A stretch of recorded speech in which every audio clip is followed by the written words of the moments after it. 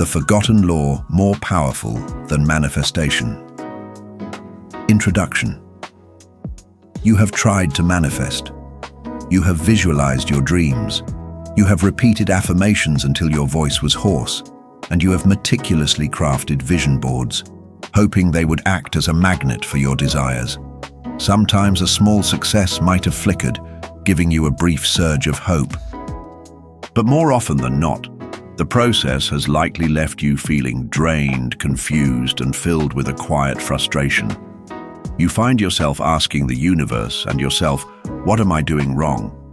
What if the entire secret, the very foundation of creation, is not about trying to get something from the outside world and pull it into your life? What if it is about a law far deeper, far simpler, and infinitely more powerful than the popular idea of attraction?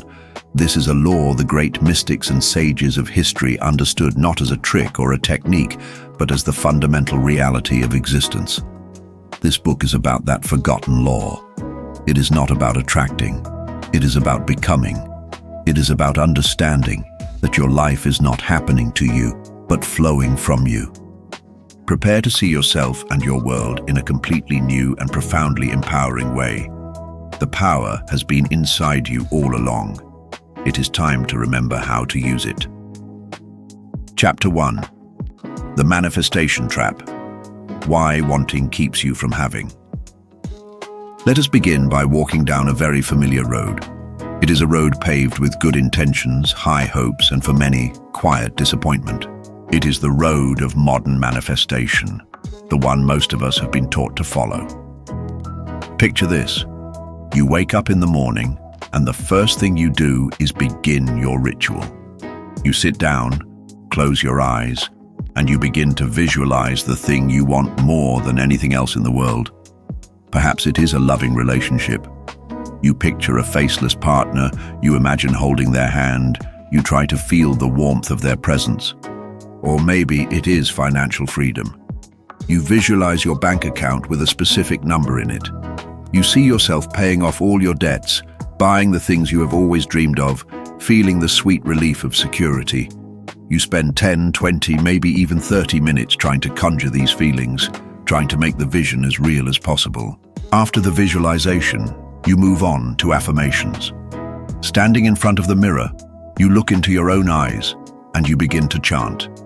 I am wealthy. I am abundant. I am in a loving, committed relationship. I am successful. You repeat these phrases over and over, hoping that by sheer force of will, the words will somehow seep into your subconscious mind and rearrange your reality. You might write them down on sticky notes and place them around your home, on your computer screen, on your bathroom mirror, constant reminders of what you are trying to attract into your life. Then comes the vision board. You have spent hours cutting out pictures from magazines or printing images from the internet. The beautiful house, the luxury car, the happy couple, the exotic vacation destinations. You arrange them all on a board, a vibrant collage of your desires, and you place it somewhere you will see it every day. You look at it and you try to feel the emotions of having all those things. You try to spark that feeling of joy, of gratitude, of fulfillment. You work so hard at this. You put so much energy and effort into these techniques because you have been told that this is the secret. You have been told that if you just want it badly enough, if you focus on it hard enough, if you ask, believe, and receive, the universe will have no choice but to deliver your desires to your doorstep. And for a little while, you feel hopeful. You feel proactive. You feel like you are finally taking control of your destiny. But then, the day goes on. You get an unexpected bill in the mail, and the feeling of abundance you were trying to cultivate evaporates in an instant, replaced by the cold, familiar knot of anxiety in your stomach. You go on a date that ends in awkward silence, and the feeling of being loved and cherished dissolves into the painful sting of loneliness. You see someone on social media living the life you dream of, and a wave of envy and comparison washes over you, making your own life feel small and lacking. By the end of the day, you are exhausted, not just from the normal stresses of life, but from the immense effort of trying to hold a positive vibration against the tide of your current reality. You feel like you are in a spiritual tug-of-war. On one end of the rope is the reality you desire, and on the other end is the reality you are actually living. You are in the middle, pulling with all your might, trying to drag your dream life into the present moment. But the rope is heavy, and your hands are getting raw. This is the manifestation trap. This is the frustration loop that has ensnared millions of sincere, well-meaning people. The fundamental flaw in this popular approach to manifestation lies in one single misunderstood concept: the energy of wanting. Think about what it truly feels like to want something desperately. It is a feeling of incompleteness. It is a feeling of lack. When you say to yourself, "I want more money," the unspoken underlying message you are sending to yourself and to the universe is, "I do not have enough money right now." When you desperately yearn for a partner, the deep, resonant feeling inside you is one of loneliness, of being incomplete on your own. Every time you strive and yearn and want, you are not actually focusing on the thing you desire. You are focusing on the absence of it. You are marinating your mind, your body, and your spirit in the feeling of lack. Your life does not give you what you want. It gives you what you are. Your reality is a perfect, flawless mirror of your state of being. And the state of wanting is a powerful, creative state. It is a state of consciousness that is very, very good at creating more experiences of wanting. When you operate from a place of wanting, you are telling the universe that your dominant vibration is one of lack. And the universe, in its infinite and impersonal wisdom, simply says yes to whatever you are being, and it gives you more circumstances, more events, and more situations that will make you feel that familiar feeling of wanting. It is a self-perpetuating cycle, a hamster wheel of desire that keeps you running, but never lets you arrive at your destination. Let's look at this from a purely scientific, biological perspective. Your body is an incredible chemical factory, and your emotional state is the factory manager, telling it which chemicals to produce. When you are in a state of wanting, of striving, of worrying about whether your manifestation will come, you are activating your body's sympathetic nervous system. This is the famous fight or flight response. Your brain perceives the lack of your desire as a threat to your well-being. In response, it floods your system with stress hormones like cortisol and adrenaline. Cortisol is designed for short-term survival. It sharpens your senses, tenses your muscles, and prepares you to either fight a predator or run from it. But when you live in a chronic state of want and worry, you are bathing your cells in cortisol day in and day out. This has devastating effects. It impairs your prefrontal cortex, the part of your brain responsible for creative problem-solving, rational thought, and seeing the bigger picture. Instead, your brain activity is concentrated in the amygdala, the primitive fear center. You are literally, neurologically, in survival mode. In this state, your focus narrows. You become hyper-vigilant to threats, problems, and evidence of what is going wrong. You are biologically blinded to opportunities, solutions, and signs of progress. You cannot find the solution because your brain is chemically wired to only see the problem. It is like trying to write a beautiful poem while a tiger is chasing you. The body's primary directive is simply to survive the moment, not to create a masterpiece. So when you are desperately trying to manifest wealth, while your body is soaked in the stress chemistry of lack, you are working against your own biology. You might miss a casual conversation that could lead to a business opportunity because you are too worried about an upcoming bill. You might fail to notice a simple solution to a financial problem because your mind is locked in a loop of scarcity. You are trying to climb a mountain, but with every step you take, you are pouring a chemical cocktail into your body that tells your legs to run back down to the valley of safety and fear. Now let us contrast this with the state of having.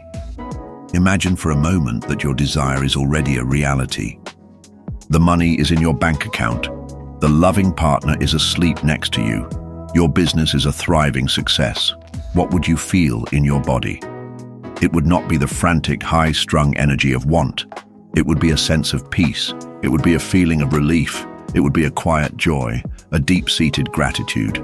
These emotions trigger a completely different chemical response in your body. They activate the parasympathetic nervous system, the rest and digest system. Your body is flooded with beneficial neurochemicals like dopamine, which is associated with reward and pleasure, serotonin, which brings a sense of well-being and contentment, and oxytocin, often called the love hormone, which fosters feelings of connection, trust, and security. This is the chemistry of receiving. This is the neurobiology of fulfillment. In this state, your prefrontal cortex comes back online.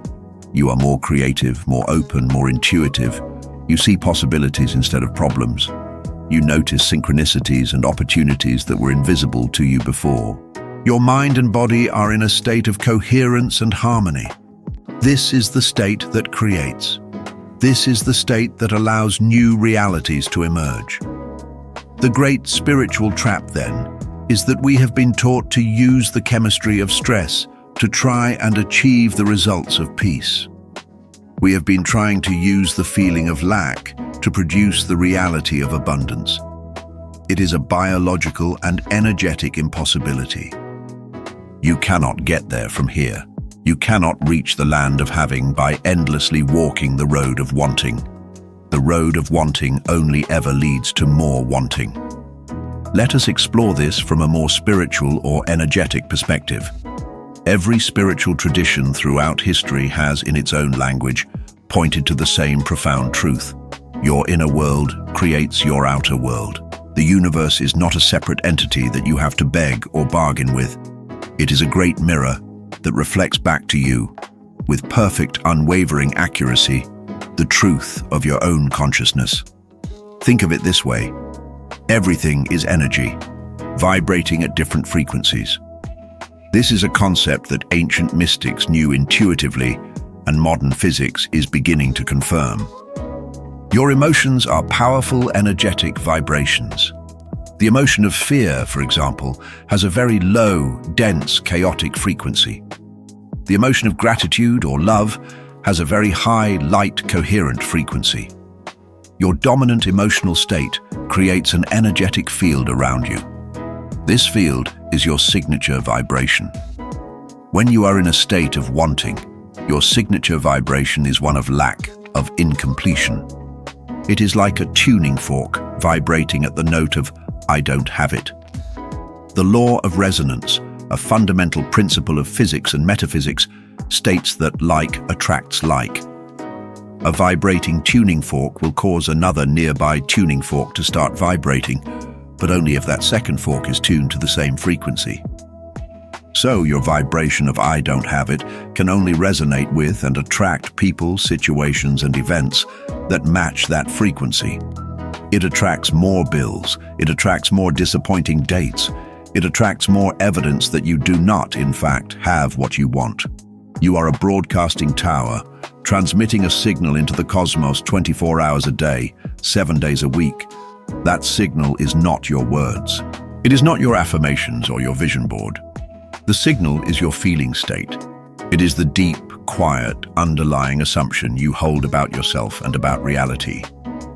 If your underlying assumption is "I am not worthy" or "life is a struggle," then that is the signal you are broadcasting, no matter how many times you plaster a smile on your face and repeat "I am abundant." The universe does not hear the words you are shouting.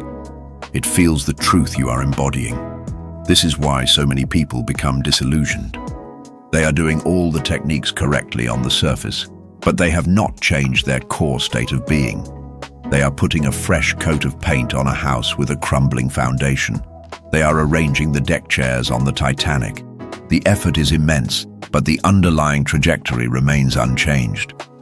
The big misunderstanding, the one that has caused so much unnecessary struggle, is the belief that your desire is separate from you. We have been taught to see ourselves as here, and our desire, the money, the love, the health, as over there, on the other side of a great chasm. We then believe that we have to build a bridge to it through effort, through rituals, through wanting, through striving. We see ourselves as small and powerless, and the universe as a vast external power that we must somehow convince to give us what we want. This entire model is flawed. It is based on a false premise of separation. The forgotten law, the law we will explore in the coming chapters, teaches a radically different truth. It teaches that there is no separation. There is no chasm to cross. Everything you could ever possibly desire already exists right now as a potential state of consciousness. Wealth is a state of consciousness. Health is a state of consciousness. Love is a state of consciousness. They are not things you need to attract from the outside. They are states of being that you must choose to occupy on the inside. You have not been a failed manifester. You have simply been an incredibly successful manifester of lack, because that is the state you have been unknowingly and unintentionally practicing. You have been a master at creating the feeling of wanting, and your reality has obediently mirrored that mastery back to you. This is not a cause for blame or regret. It is a cause for celebration. Because the moment you realize that your inner state is the cause of your outer world, you reclaim your power. You realize that you have not been a victim of circumstances. You have been the author of them all along. You have been holding the paintbrush, but you thought you were just the canvas. The frustration and exhaustion you have felt are not signs of your failure. They are the natural, inevitable symptoms of trying to use a broken model.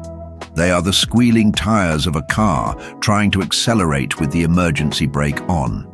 You have been fighting yourself. You have been trying to force a reality into existence that is in direct opposition to your own state of being. So let us make a pact right here and now to let go of this struggle. Let us gently put down the heavy rope of wanting. Let us walk away from the tug of war. Let us release the need to strive, to force, and to control. The power you seek is not in the effort. It is in the surrender. It is not in the wanting. It is in the being. You are not a beggar pleading with the universe for scraps from its table. You are the king who has momentarily forgotten that he owns the entire kingdom. In the chapters that follow, we will not learn more tricks to beg more effectively. We will find the key that unlocks the door to your throne room. We will learn how to stop wanting and start having, not by changing anything in the outside world, but by shifting everything within. The journey ahead is not about adding anything to you, but about awakening the power that is and has always been your birthright. The trap is real, but the door is wide open. Let us walk through it together. Chapter 2. Unveiling the Forgotten Law, the Law of State.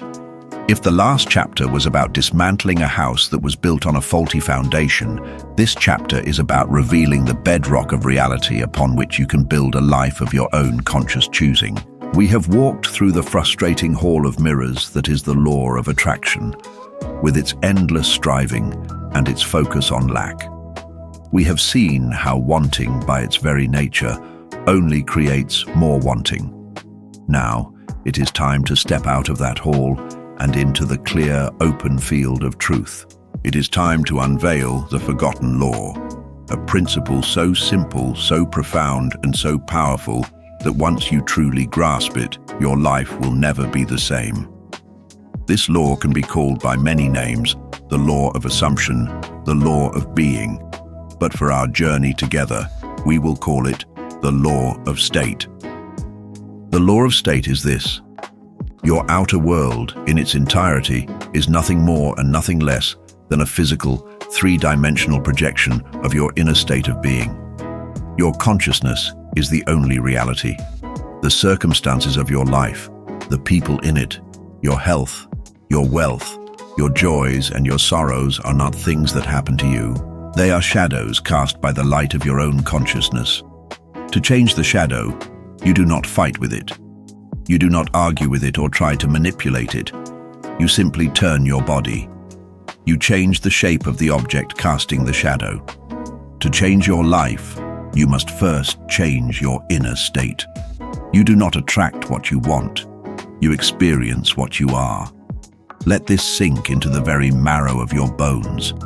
This is the ultimate paradigm shift. It moves you from the position of a victim at the mercy of a chaotic world to the position of the sole creative power in your own universe. There is no external God, no fickle universe, and no random chance to blame or to petition. There is only you and the state of consciousness you choose to occupy. This is not meant to be a burden of responsibility, but the ultimate declaration of your freedom. You are not a pawn in the game of life. You are the player, the rule maker, and the game board itself. To truly understand how this works, let us use a simple, powerful analogy that you can return to again and again: the analogy of the radio. Imagine the universe is filled with an infinite number of radio stations, all broadcasting simultaneously. There is a station for poverty and a station for immense wealth. There is a station for sickness and a station for vibrant health. There is a station for heartbreaking loneliness and a station for profound, fulfilling love. There is a station for anxiety and a station for unshakable peace. Every possible reality, every potential experience is already broadcasting its signal, right here, right now. These signals are not in some far-off dimension. They are all around you and within you, like the radio waves that fill this very room. You cannot see them, you cannot touch them, but they are undeniably real. Now, what is your role in this grand broadcast? You are the radio receiver. Your consciousness, your state of being, is the tuner. When you buy a radio, you do not sit in front of it and try to attract your favorite music station. You do not beg the radio to play jazz. You do not create a vision board with pictures of a symphony orchestra hoping to manifest classical music. That would be absurd. You understand intuitively that the music is already being broadcast. Your only job is to turn the dial and tune your receiver to the specific frequency of the station you wish to hear. When you tune to 98.7 FM, you do not get the broadcast from 102.5 FM. The radio can only play the music that matches its internal setting. Your life works in precisely the same way. Your inner state is your frequency. If your inner state is one of worry, anxiety, and fear about money, you have tuned your receiver to the Poverty FM station. And so your life, your speakers, will play the song of unexpected bills, financial struggle, and missed opportunities. You can shout affirmations of wealth all day long, but if the dial of your consciousness is still tuned to the frequency of lack, you will only hear the static of your struggle. The universe does not give you the station you are asking for.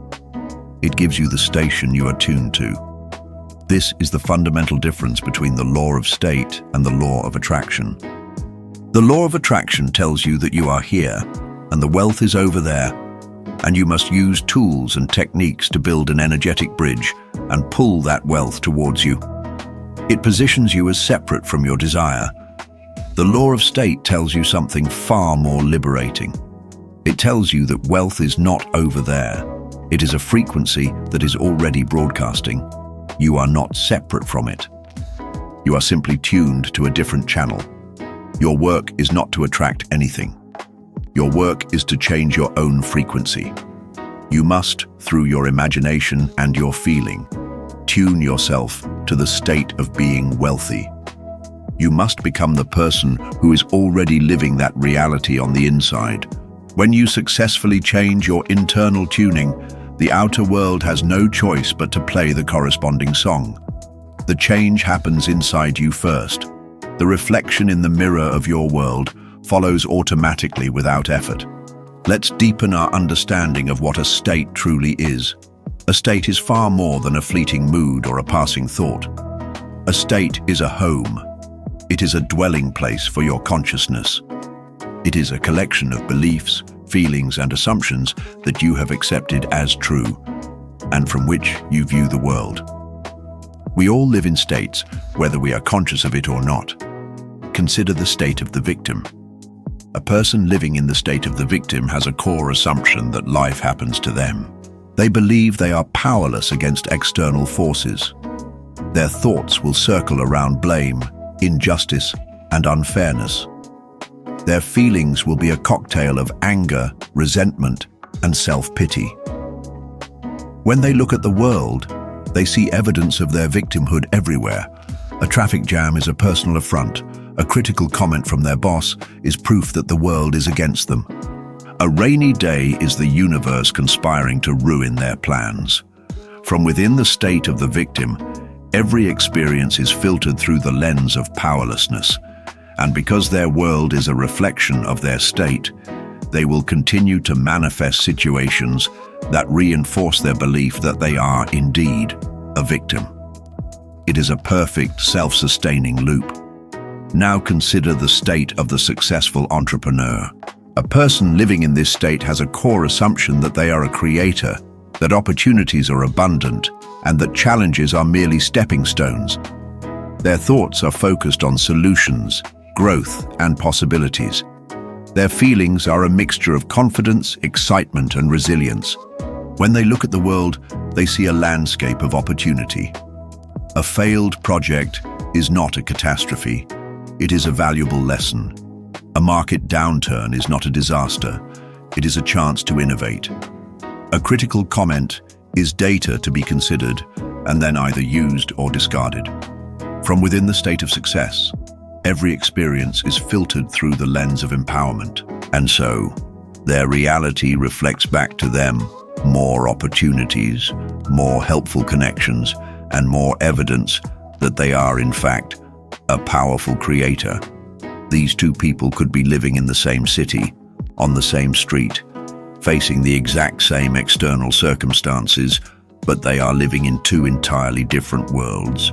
Their reality is not defined by the external events, but by the internal state from which they interpret those events. The state is the cause, the circumstance is the effect. So, the great work of your life is to become a conscious inhabitant of your desired state.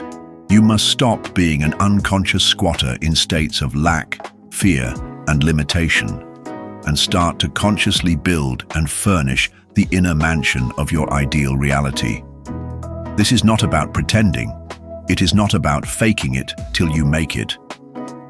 That is an approach based on the outside-in model. This is about a deep internal shift. It is about living it till it becomes it. You must, in your imagination, move into your desired state and live there.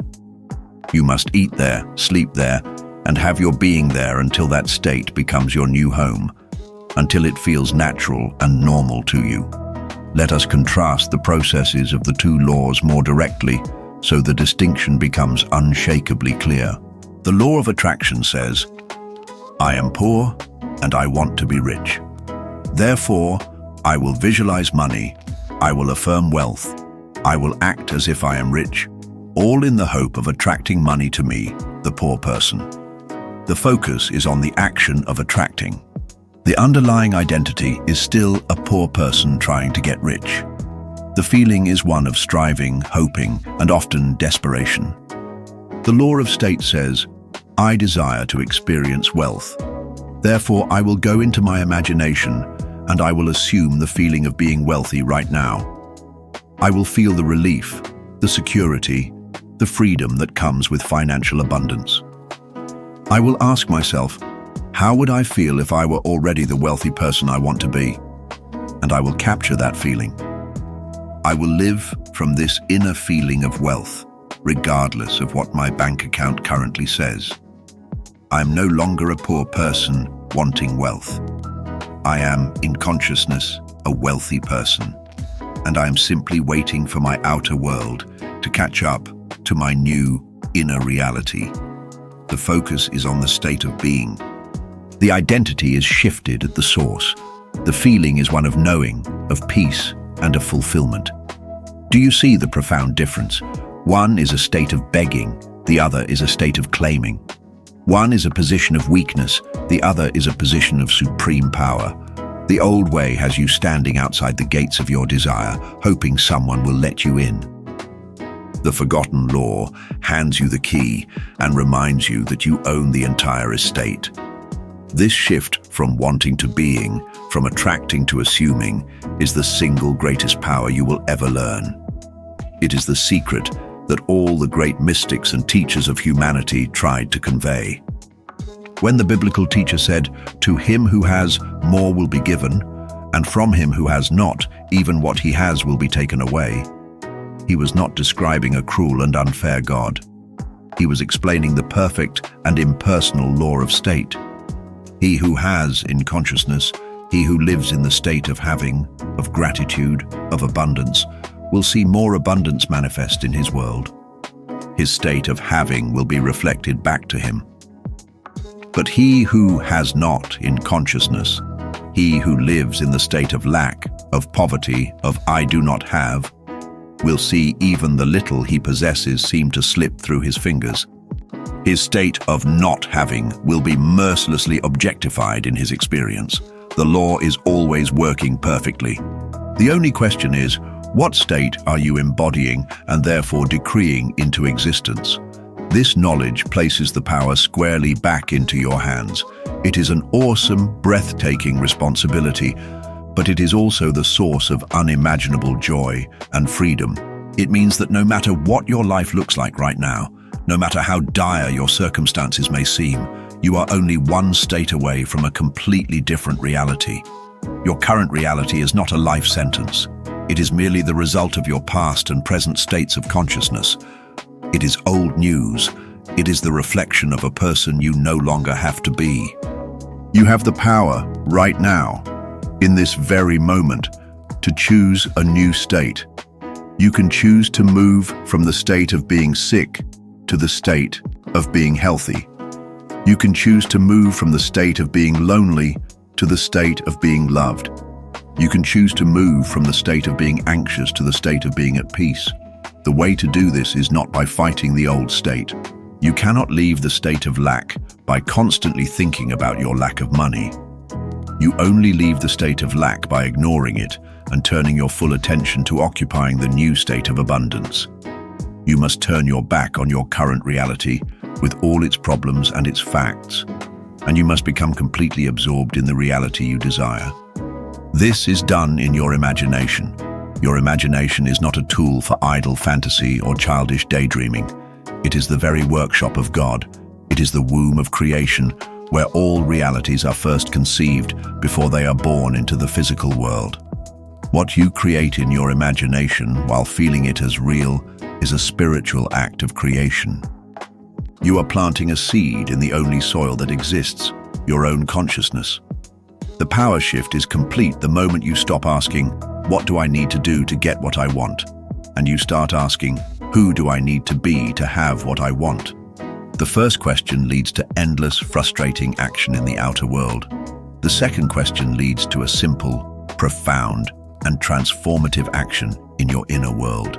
Think of yourself as a great actor preparing for the role of a lifetime. The role is the person who is living your dream life. To play this role convincingly, you would not just say the lines. You would study the character. You would get inside their head. You would ask, how would this person walk? How would they talk? What would they think about as they fall asleep at night? What would their dominant feeling be throughout the day? You would immerse yourself in the role so completely that you would begin to think and feel as the character. This is precisely what you must do with your desired reality. You must become an actor so committed to the role of your ideal self that you forget you are even acting. You must live in the part until the part becomes you, and you become the part. This is the forgotten law. It is not new. It is ancient. It is the pearl of great price that has been hidden in plain sight, buried under centuries of dogma and misunderstanding that taught us to look for power outside of ourselves. But the power was never outside. It has always been, and will always be within you, waiting for you to claim it. You are the operant power. Your consciousness is God in action. The world is your canvas, and your state of being is the brush. Up until now, you may have been painting with your eyes closed, creating chaotic and unintentional patterns based on your fears and inherited limitations. Now your eyes are open. You can see the brush in your hand and the infinite canvas before you.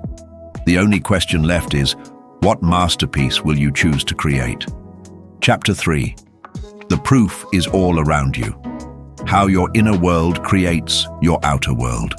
It is one thing to hear a profound truth, to feel its resonance in your soul, and to be excited by its promise of empowerment.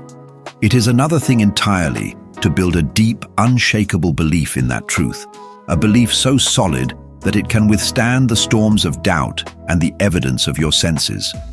The law of state, the principle that your inner world of consciousness creates your outer world of experience, may sound radical.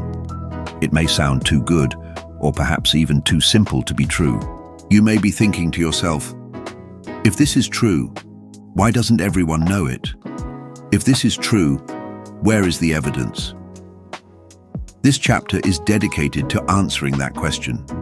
It is dedicated to building the foundation of your belief, not on blind faith, but on a mountain of evidence that has been available to us all along. We will look at this proof through 4 distinct lenses: the lens of ancient spiritual wisdom, the lens of modern medical science, the lens of cutting-edge biology, and finally, the lens of fundamental physics. You will see that this is not some new age concept. It is a golden thread that runs through all of humanity's attempts to understand reality, from the ancient mystic in a cave to the Nobel Prize-winning scientist in a laboratory. Prepare to have your worldview solidified, because the proof is not hidden. It is, and has always been, all around you and inside of you. Let us begin with the lens of ancient spiritual wisdom. Long before we had laboratories and microscopes, we had sages, mystics, and prophets who explored the inner landscape of consciousness with a rigor and dedication that is rarely seen today. And across cultures, across continents, and across centuries, they all arrived at the same stunning conclusion: as within, so without; as above, so below. This is one of the great 7 principles of the Hermetic tradition of ancient Egypt and Greece, a philosophy that has profoundly influenced all Western esoteric thought. It is a simple, elegant statement of the law of state. It declares that the outer world, without, is a mirror of the inner world, within. The physical plane, below, is a reflection of the mental and spiritual plane, above. It is not a suggestion. It is stated as a fundamental law of the cosmos, as reliable and as impersonal as the law of gravity. But this wisdom is not confined to one tradition. Look at the words attributed to Jesus in the Christian Bible.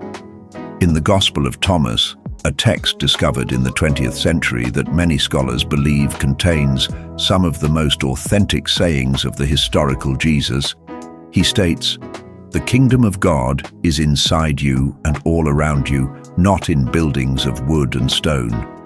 Split a piece of wood, and I am there. Lift a stone, and you will find me." This is a radical statement that power and divinity are not in an external place, but are an innate part of your own consciousness and the world it projects. More famously, he taught, "Therefore I tell you, whatever you ask for in prayer, believe that you have received it and it will be yours." Notice the precise wording. It does not say, "Believe that you will receive it." That would imply a future event, which keeps you in a state of wanting. It says to believe that you have already received it.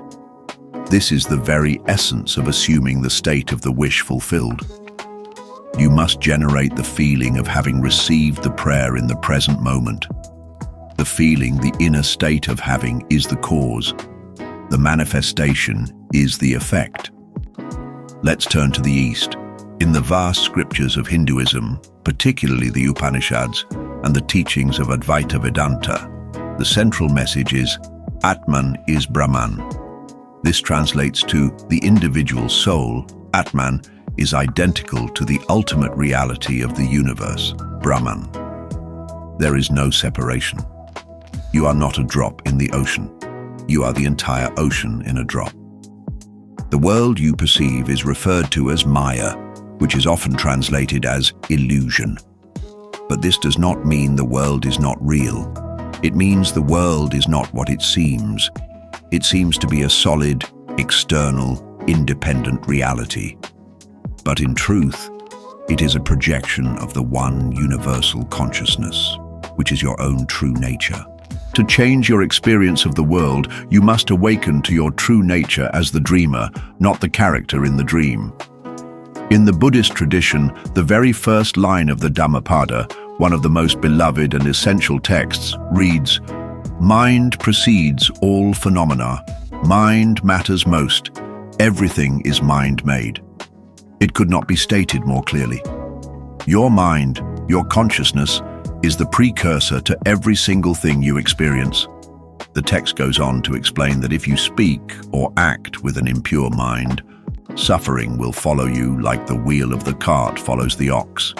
But if you speak or act with a pure mind, happiness will follow you like a shadow that never leaves. Your inner state, pure or impure, happy or suffering, is the creative force that shapes the path you walk. Even in the seemingly more philosophical and grounded tradition of Taoism from ancient China, this principle holds true. The Tao Te Ching speaks of the power of Wu Wei, which is often translated as effortless action or non-doing. This is not about being lazy or passive. It is about aligning your inner being so perfectly with the flow of life, the Tao, that your actions become spontaneous, effective, and free of struggle. It is about ceasing the frantic outer effort born from a state of anxiety and instead cultivating an inner state of trust and harmony. From this inner state, the right actions flow naturally and produce perfect results without resistance. You are letting the universe work for you by first creating the proper state within you. From Egypt to Israel, from India to China, the message is the same, dressed only in different cultural robes.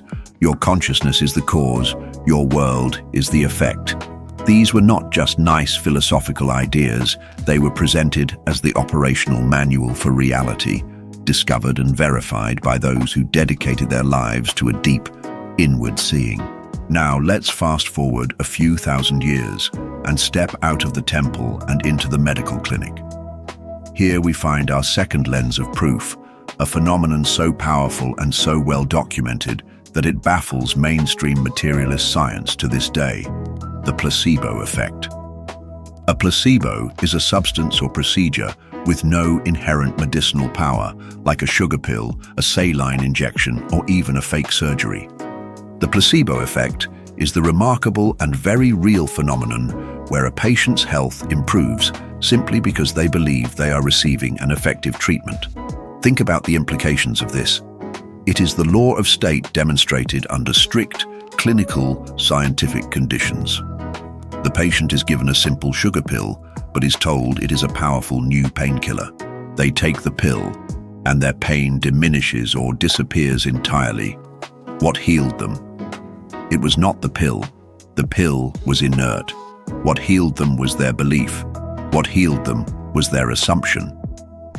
They assumed the state of, "I am being healed," and their body, the faithful mirror of their consciousness, responded by releasing its own natural painkillers, known as endorphins, and began the process of healing. The inner state of belief directly created a measurable physical result. The placebo effect is not limited to minor aches and pains. It has been shown to produce incredible results across a wide spectrum of ailments. Studies have shown placebos to be effective in treating depression, anxiety, Parkinson's disease, and even gastrointestinal disorders. In one of the most famous and mind-bending studies, researchers in Houston conducted a trial on patients with severe knee pain from osteoarthritis. The patients were divided into 3 groups. One group received the standard surgical procedure to scrape and clean the knee joint. The second group had the joint flushed out, a less invasive procedure. The third group received a sham surgery. The patients were wheeled into the operating room. The surgeon made 3 small incisions on their knee, and then, without doing anything else, simply sewed the incisions back up. The patients were under the impression that they had received the full surgery. The results were astonishing. Over the next 2 years, the patients in the sham surgery group reported the exact same level of pain relief and improved mobility as the patients who had received the actual real surgeries. Their belief that they had been fixed was so powerful that their bodies responded as if they had been. They did not need the surgeon's scalpel to heal. They needed the certainty in their own mind. They adopted the state of, "my knee is healed," and the universe within their own body rearranged itself to match that assumption. This is not magic. This is the law. The placebo effect is a perfect living demonstration that a state of consciousness, in this case, the state of belief and expectation, can override what we perceive as physical reality. It proves that the mind is not just a passenger in the body. The mind is the pilot, and the body is the plane that follows its every command. When you truly assume a state, your body has no choice but to objectify it. Now let's take our inquiry one level deeper, from the scale of the whole body down to the level of our very cells and our DNA. This brings us to our third lens of proof, the revolutionary field of epigenetics. For decades, the central dogma of biology was that our genes are our destiny. We were taught that we are victims of our heredity. If you have the gene for a certain disease, you are likely to get that disease, and there is little you can do about it. This view paints a picture of us as biological robots, playing out a script that was written in our DNA at the moment of conception. However, the science of epigenetics has completely shattered this old fatalistic view. Epi means above, so epigenetics literally means control above the genes. What this field has discovered is that our genes are more like blueprints in a vast library than a fixed, unchangeable script. A gene is a potential, a possibility. What determines whether a gene gets read and expressed, or whether it remains dormant and unexpressed on the shelf, is its environment. And what is the most powerful influence on the environment of our cells? It is our perception of the world. It is our mind. It is our state of being. Let me explain this with an analogy. Imagine your DNA is a massive keyboard on a piano containing every possible note and chord, from the most beautiful symphonies to the most jarring, dissonant noises. The old view of genetics believed that the song was pre-written. Epigenetics reveals that you are the piano player. Your thoughts, your feelings, your beliefs, and your assumptions are the fingers that press the keys. When you are in a state of stress, fear, and anxiety, your brain releases stress hormones like cortisol. These hormones are chemical signals that travel throughout your body. When they reach your cells, they act as the fingers that press the keys for disease and inflammation. They can activate genes associated with heart disease, a weakened immune system, and premature aging. You are literally, through your state of fear, playing the song of sickness on the keyboard of your own DNA. Conversely, when you are in a state of love, joy, gratitude, and peace, your brain releases a different set of chemical signals, such as oxytocin and dopamine. These feel-good hormones are the fingers that press the keys for health and vitality. They can activate genes that reduce inflammation, strengthen your immune response, and even produce proteins that repair cellular damage. By consciously cultivating a state of peace and well-being, you are playing the symphony of health and longevity on your genetic piano. Pioneering cell biologists like Dr. Bruce Lipton have shown this conclusively in the laboratory. A single stem cell, which is an embryonic cell that can become any type of cell, can be placed in a petri dish. If the culture medium, the cell's environment, is manipulated to be of a certain chemical composition, the cell will become a muscle cell. If the same stem cell is placed in a different culture medium, it can become a bone cell or a fat cell. The cell's fate is not determined by its genes, which are identical in all cases, but by its environment. You are not a single cell in a petri dish. You are a community of 50 trillion cells inside the dish of your skin. And the culture medium that your cells are swimming in is your blood. And the chemical composition of your blood is determined moment by moment by what is happening in your mind. Your perception of the world is translated by your brain into a unique chemical signature. That chemical signature is the culture medium for your 50 trillion cells. If you change your perception, if you change your state of consciousness, you change the chemistry of your blood, and you fundamentally change the environment of your cells, telling them which genes to express. This is science, not science fiction. It is the biological mechanism that explains how your inner state creates your physical health. You are not a victim of your genes. You are the master of your genetic expression through the states you choose to entertain. This is proof, at the most fundamental level of your being, that as within, so without. Finally, let us look through our fourth and final lens, the most fundamental of all, the lens of quantum physics. For centuries, classical physics, the physics of Isaac Newton, described a world that was solid, predictable, and machine-like. It was a world of separate objects that interacted with each other according to fixed laws. In this view, consciousness was seen as an accidental byproduct of brain chemistry, with no real effect on the solid external world. But in the early 20th century, as scientists began to probe the very fabric of reality at the subatomic level, this neat, mechanical picture of the universe began to fall apart. What they found in the quantum realm was so strange, so paradoxical, and so mind-bending that it completely overturned our understanding of reality. One of the most foundational and mysterious discoveries is known as the observer effect. What physicists found is that at the most fundamental level, particles like electrons do not exist as tiny, solid things in a definite location. Instead, they exist as a wave of probability, a cloud of infinite potential. An electron is not here or there. It is potentially everywhere at once. It only collapses from this wave of infinite possibility into a single definite particle in a specific location at the moment it is observed or measured. Let me repeat that, because it is the most important scientific discovery in human history. The act of observation, the act of consciousness focusing upon it, is what turns a wave of potential into a particle of experience. Before it is observed, the world at its most basic level is a shimmering, undefined field of pure potentiality. It is consciousness itself that seems to call forth a specific reality from that infinite field. While physicists still debate the exact implications of this, the spiritual parallel is impossible to ignore. This physical law is a perfect metaphor for the law of state.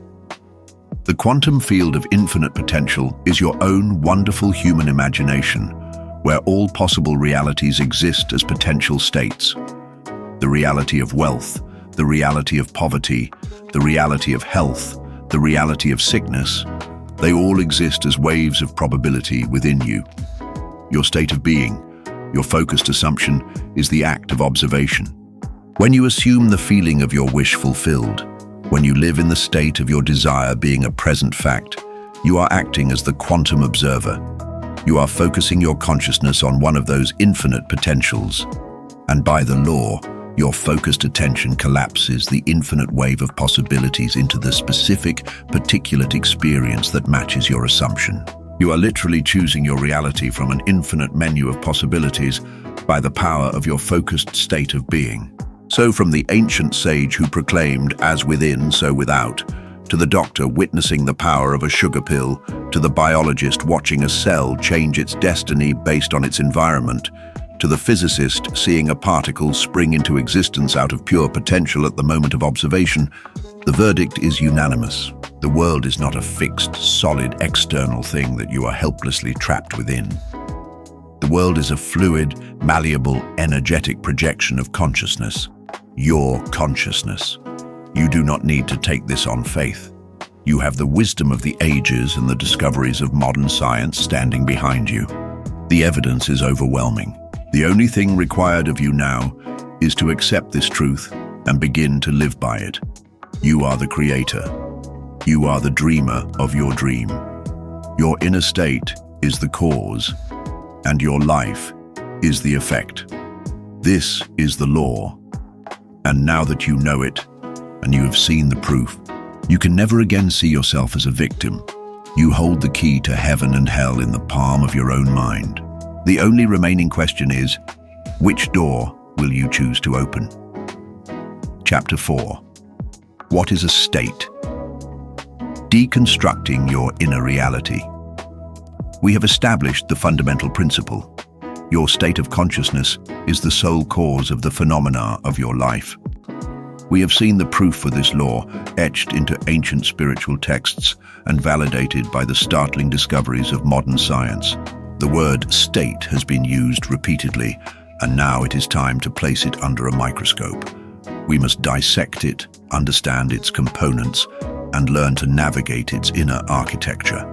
For if you are to become a master of your reality, you must first become a master of the states from which that reality is born. To say change your state is simple advice, but without a clear understanding of what a state truly is, it is like telling a novice mechanic to fix the engine. Where do you even begin? What are the parts? How do they work together? This chapter is your detailed schematic of the human state of consciousness. We will deconstruct it into 4 distinct but interconnected layers, moving from the most superficial to the most profound. These layers are your thoughts, your feelings and emotions, your beliefs, and at the core of it all, your assumptions. Understanding these layers is crucial because true, lasting change does not happen by tinkering with the surface. It happens by transforming the core. You will learn to identify the subtle but powerful currents that shape your inner world, so you can stop being a passive passenger swept along by their tides and become the conscious captain who sets the course. Let us begin with the most obvious and accessible layer, your thoughts. Your mind is a ceaseless generator of thoughts. From the moment you wake up to the moment you fall asleep, and even in your dreams, there is an endless stream of words, images, and mental chatter flowing through your consciousness. This is the surface of the river. It is what most people identify as their mind. You think about what you need to do today. You replay a conversation from yesterday. You worry about a bill that is due next week. You fantasize about a vacation. This inner monologue is constant, and for many, it is completely uncontrolled.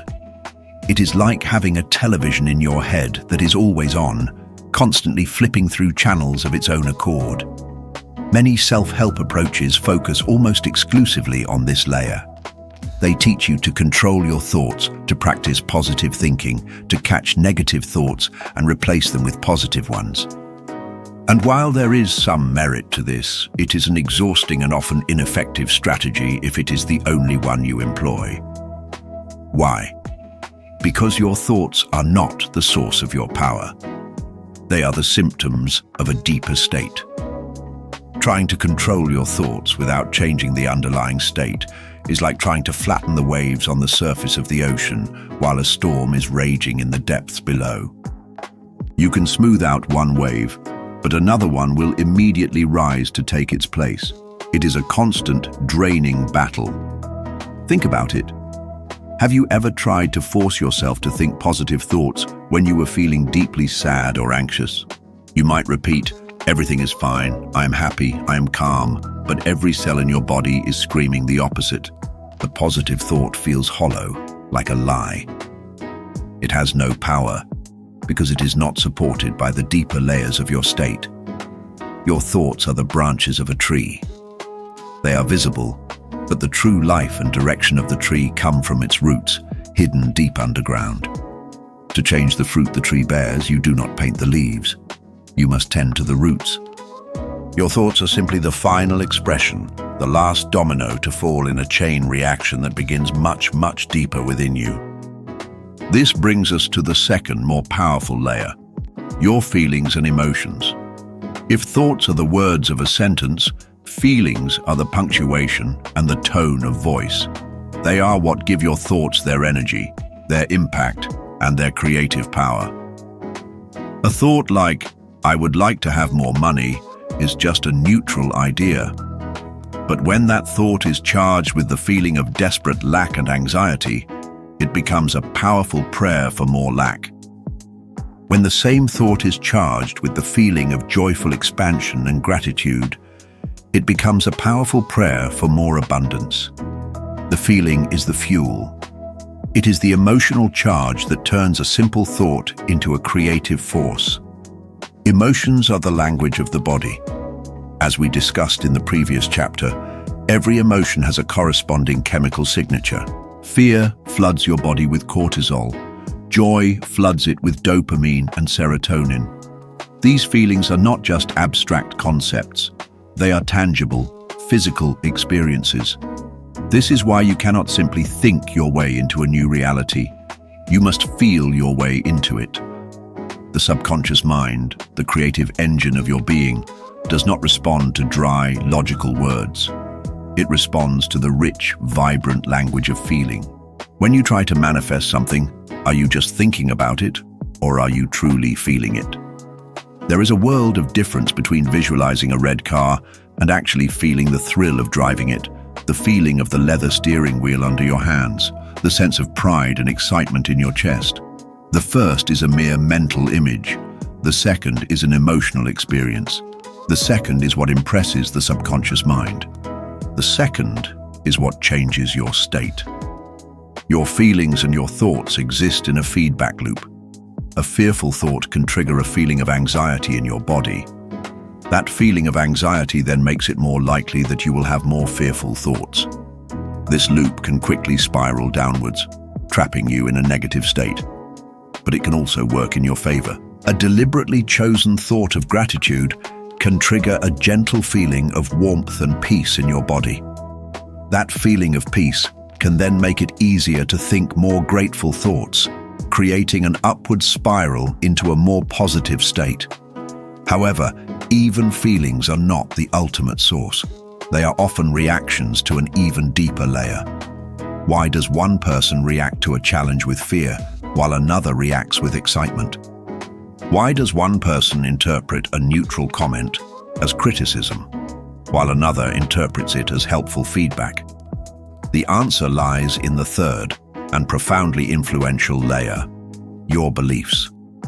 Beliefs are the software that runs your mind. They are the thoughts and feelings that you have experienced so often, with such intensity, that they have hardened into truths. They are the accepted rules of your personal reality. You do not question your beliefs. You perceive the world through them. They are the colored glasses you wear, and you have forgotten you are even wearing them. Everything you see is tinted by their color. Your beliefs are formed throughout your life, primarily in your childhood. The things your parents told you, the way your teachers treated you, the social messages you absorbed, the painful and joyful experiences you had, all of these contributed to the construction of your core belief system. If you grew up in a household where money was a constant source of stress and argument, you likely formed a core belief that money is scarce and hard to get. If you were consistently praised for your achievements, you may have formed a belief that my worth is based on my performance. If you experienced a painful romantic betrayal, you might have created a belief that love is dangerous and people cannot be trusted. These beliefs operate in the background of your consciousness, silently and powerfully shaping your thoughts and feelings. A person with the belief money is scarce will have a life filled with thoughts of lack and feelings of anxiety about finances. They will interpret every bill as a threat and every expense as a loss. They will unconsciously filter out opportunities for abundance because those opportunities do not fit their core program. Their reality will perfectly validate their belief. They will look at their empty bank account and say, "See, I told you money was scarce." They do not realize they are looking at a reflection, not a cause. To identify your core beliefs, you must become a detective of your own life. Look at the recurring patterns. Where do you consistently struggle? Is it in your finances, your relationships, your health, your career? The area of your greatest struggle is always pointing directly to a limiting core belief. Ask yourself, what would I have to believe is true about myself or about the world to be having this experience over and over again? For example, if you consistently find yourself in relationships where you feel taken for granted, you might ask, what must I believe to keep creating this?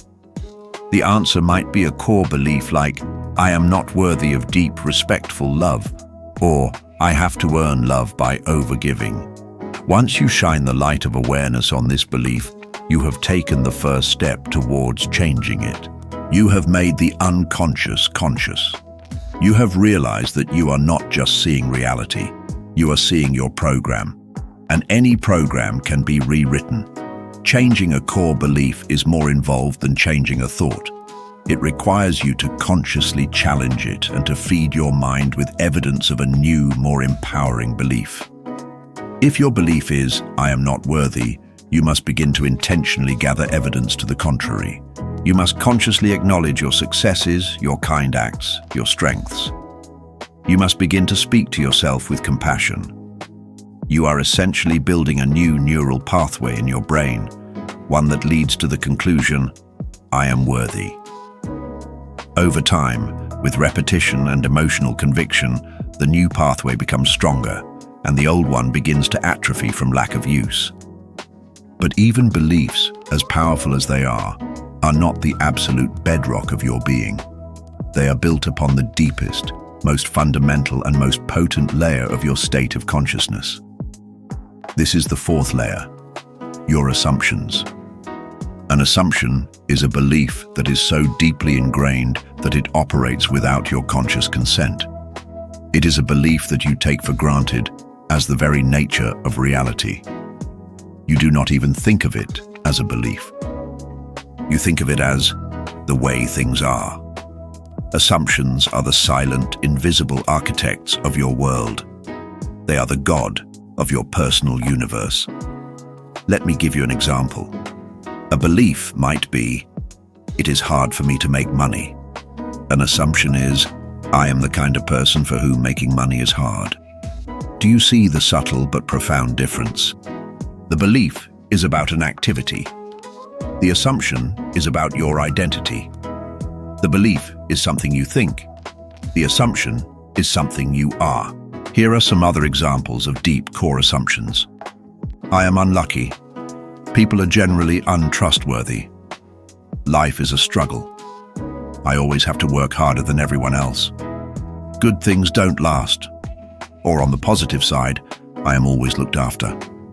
Things always work out for me. I am lovable. The universe is friendly. I am a creative being. These assumptions are the root of the tree. They determine everything else.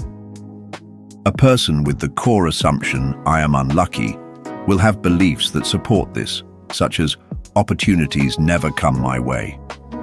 These beliefs will generate feelings of pessimism and hopelessness. These feelings will then give rise to thoughts like, why even bother trying?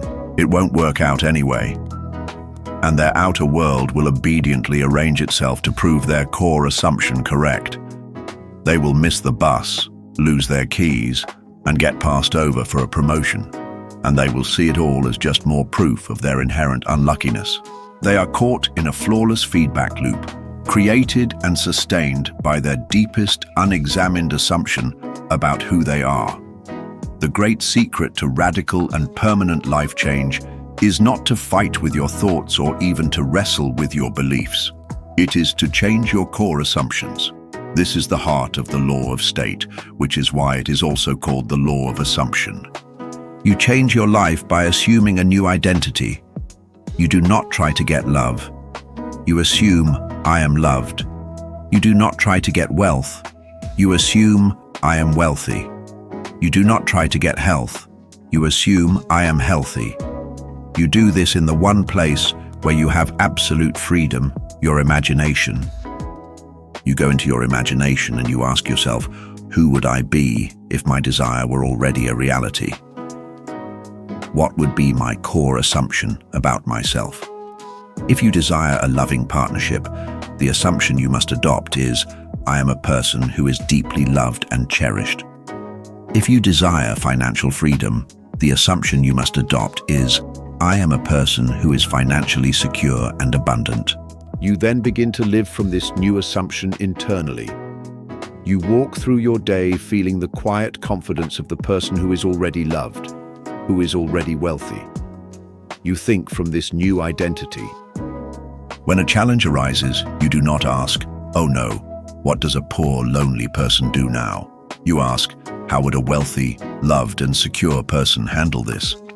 You begin to see the world not from your old set of assumptions, but from your new one. This is the meaning of being born again. It is not a religious metaphor. It is a psychological and spiritual instruction. You must die to your old concept of self, your old set of assumptions, and be reborn into a new concept of self. So, let's put it all together. Your state is a 4-story building. On the top floor, you have your thoughts, the daily chatter. On the floor below, you have your feelings and emotions, which give power to the thoughts. Below that, you have your beliefs, the rigid structure and rules of the building. And in the foundation, holding everything up, you have your core assumptions about your identity and the nature of reality. To redecorate your life, you cannot just move the furniture around on the top floor. You must go down to the very foundation and pour a new one. This is why the master technique, which we will explore in the next chapter, is called assuming the feeling of the wish fulfilled. The wish fulfilled is the new assumption, the new identity. The feeling is the language that makes that assumption real to your subconscious mind. It is by uniting a new assumption with a corresponding feeling that you perform the alchemy of consciousness. You are not just thinking a positive thought. You are becoming a new person. To make this practical, I want to give you a simple exercise. Take some time today to be a gentle observer of your own consciousness. Do not judge. Do not try to change anything. Just notice. First, pay attention to your thoughts. What are the recurring themes? What subjects does your mind return to again and again? Just watch them float by like clouds in the sky. Second, notice your feelings. As you go about your day, check in with your body. What is your dominant emotional tone? Is it anxiety, frustration, contentment, joy? Where do you feel this emotion in your body? Third, based on your recurring thoughts and feelings, try to deduce your underlying beliefs. If you constantly worry about money, what is the belief behind that worry? Write it down. I believe that there is never enough.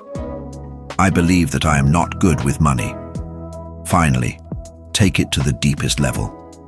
Ask the ultimate question. What is my core assumption about myself in this area of my life? What is the fundamental I am statement that is running my reality? Am I operating from I am lacking, I am struggling, I am unworthy, or I am behind? Be brutally honest with yourself, but also be compassionate. You did not consciously choose these assumptions. You absorbed them. But now that you are aware of them, you can consciously choose to change them. This work of self-observation is the beginning of all true transformation. You cannot change what you are not aware of. By deconstructing your state, you take it from being an invisible force that controls you to a tangible mechanism that you can begin to control. You are no longer a mystery to yourself. You are an intricate, beautiful, and powerful system of creation. And you, the conscious awareness that is observing it all, hold the master key. You are the silent, ever-present power that can choose to live in any state you desire. The states of lack and limitation are just costumes you have been wearing. You are free to take them off at any moment and put on the royal robes of the Creator you were always meant to be. Chapter 5. The Master Technique, Assuming the Feeling of the Wish Fulfilled. We have arrived at the very heart of our journey together. In the previous chapters, we dismantled the broken and frustrating model of manifestation that is based on wanting and lack. We unveiled the profound and liberating truth of the law of state, understanding that our consciousness is the only reality and that our life is but a mirror of the state we occupy within. We have seen the irrefutable proof of this law in the wisdom of the ancients and the discoveries of modern science. We have deconstructed the very nature of a state, understanding its layers of thoughts, feelings, beliefs, and the all-powerful core of assumption. Now, we move from the theoretical to the practical. Now we learn how to use the key that unlocks any door you wish to open. This chapter is dedicated to the master technique, the one single, elegant, and profoundly effective act of creation. It is the method by which you consciously choose and enter a new state of being. It is called, in its simplest terms, assuming the feeling of the wish fulfilled. Pay close attention to these words, for they are not chosen lightly. Each one is a critical component of the creative act. Assuming, which means to take for granted, to accept as true without proof. The feeling, which is the language of the subconscious, the fuel of creation. And the wish fulfilled, which signifies the end result, the reality that is already finished and complete. This is not a technique of hoping or wishing or praying for a future outcome. It is the art and science of experiencing a desired reality in your imagination so vividly and with such feeling that your subconscious mind accepts it as a present fact. And once the subconscious accepts something as fact, it begins to move heaven and earth to objectify it in your world. Before we walk through the steps of this sacred process, it is essential to understand the sacred space in which it takes place, your own wonderful human imagination. For most of your adult life, you have likely been taught to dismiss your imagination. You were told it was for children, for daydreamers, for artists, but not for the serious business of real life. You were taught to value logic, reason, and the hard facts presented to you by your five senses. This is the single greatest miseducation a human being can receive. It is like giving a master craftsman a complete workshop filled with every tool imaginable and then teaching him to only ever use a hammer. Your imagination is not a faculty for escapism. It is the very workshop of God. It is the womb of creation. It is the quantum field of infinite potential where all realities, past, present, and future, exist as possibilities waiting to be called forth. What you experience as your solid, physical, real world was first an idea, a vision, a feeling in someone's imagination. The chair you are sitting in, the building you are in, the device on which you are reading or hearing these words, all of it was once a purely imaginary form. It had to be conceived in consciousness before it could ever be constructed in physical reality.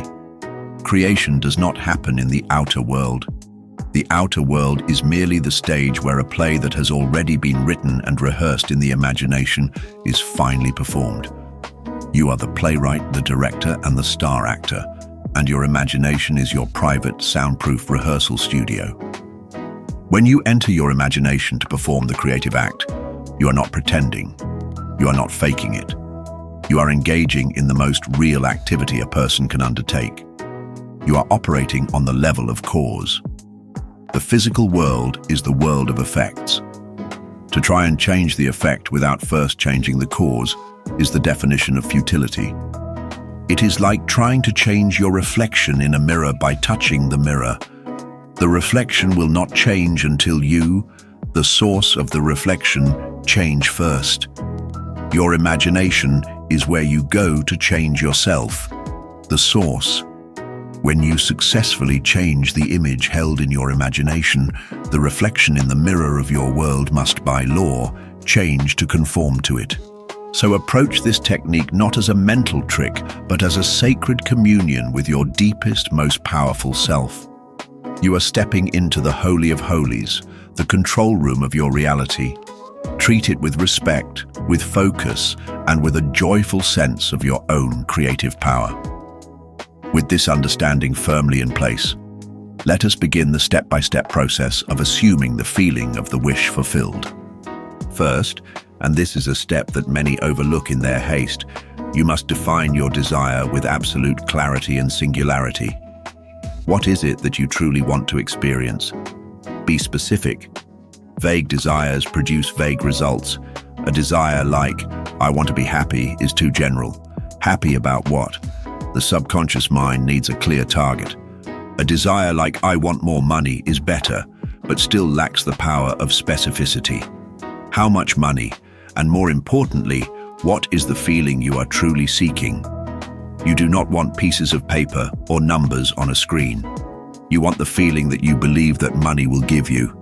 Is it the feeling of security, the feeling of freedom, the feeling of relief, the feeling of being able to be generous with those you love? You must identify the core feeling, the end result. Focus on the end. Always focus on the end. This is a critical principle. Do not concern yourself with the how, or the when, or the who. That is the business of the subconscious mind, the master strategist who sees all the pathways that are invisible to your conscious mind. Your only job is to define the destination. If you want to take a trip from New York to Los Angeles, you do not sit down and try to map out every single turn, every traffic light, and every rest stop along the way. You simply define the destination, Los Angeles. You trust the GPS or the pilot to handle the intricate details of the journey. To try and map out the how of your desire is to introduce your own limited, logical, and often fearful thinking into a process that operates on a much higher level of intelligence. It is like telling the master chef how to cook the meal you ordered. You will only get in the way, so get clear on the end state. What is the one thing that, if you had it, would change everything for you right now? For the purpose of this technique, it is wise to focus on a single desire at a time. Do not try to assume the state of being a happily married, multimillionaire, world-traveling philanthropist all in one session.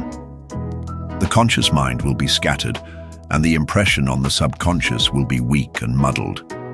Choose one major desire. Once you have manifested it, you will have the unshakable faith to manifest the next one and the next. So what is it?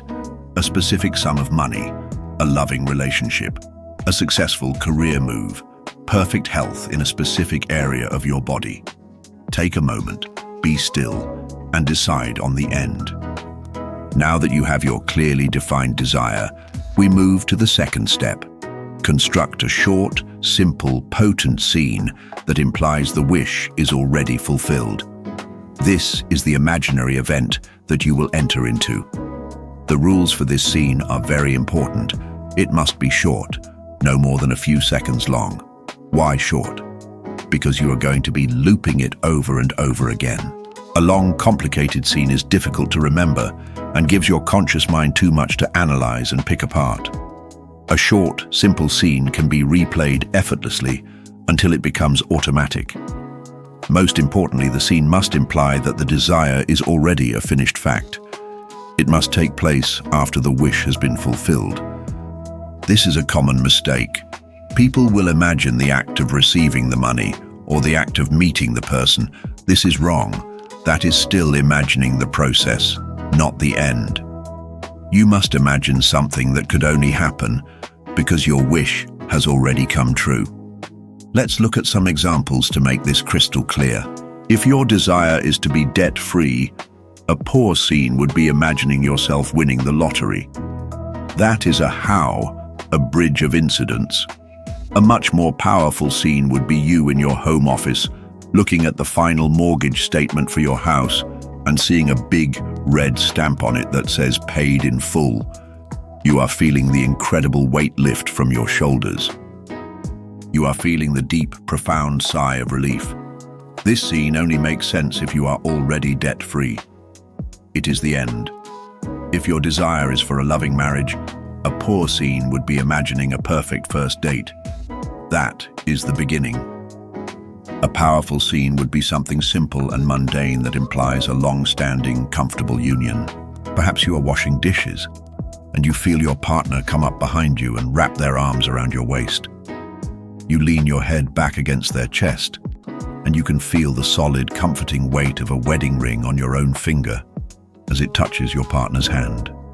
You feel a wave of deep, peaceful love and a sense of, this is my life now. The feeling is not frantic excitement, but a quiet, stable joy. That scene implies marriage as an established reality. If your desire is for a promotion at work, do not imagine your boss telling you that you got the job. Imagine a scene that takes place a week later.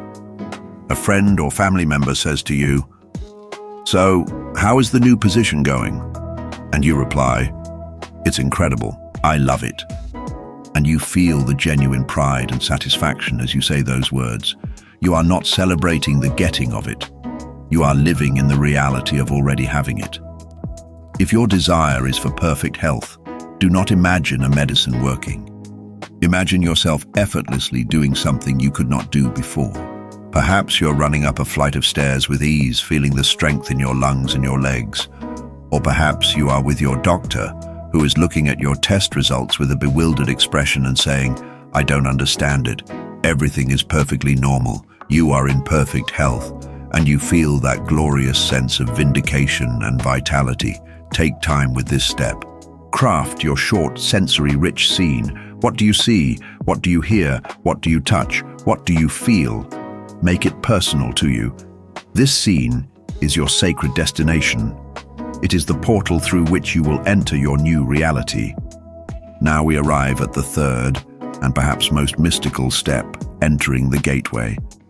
This is the process of inducing a specific state of consciousness known as the state akin to sleep, or SATS. This is the magical borderland, the twilight state between full waking consciousness and deep sleep. It is a state of profound physical and mental relaxation. You are not asleep, but you are not fully awake either. Your body is immobilized, your thoughts have slowed down, and the world outside has faded away. Why is this state so crucial? Because in our normal waking state, our conscious mind is on high alert.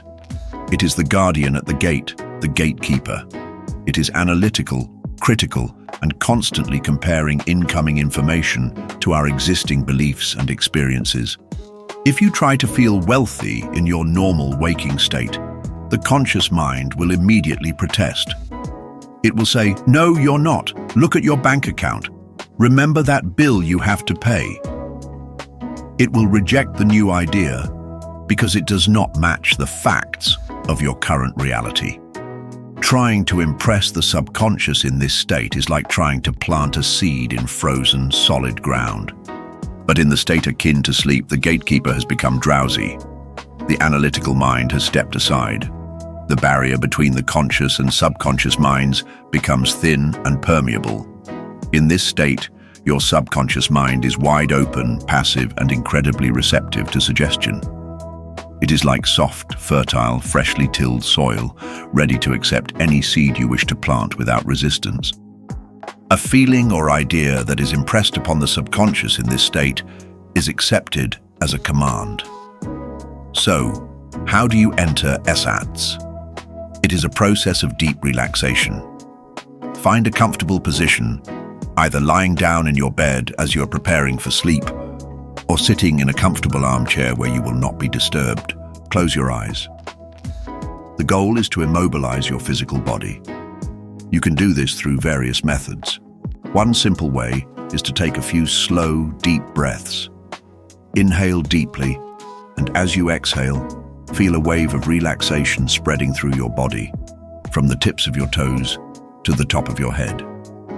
With each exhale, let go a little more.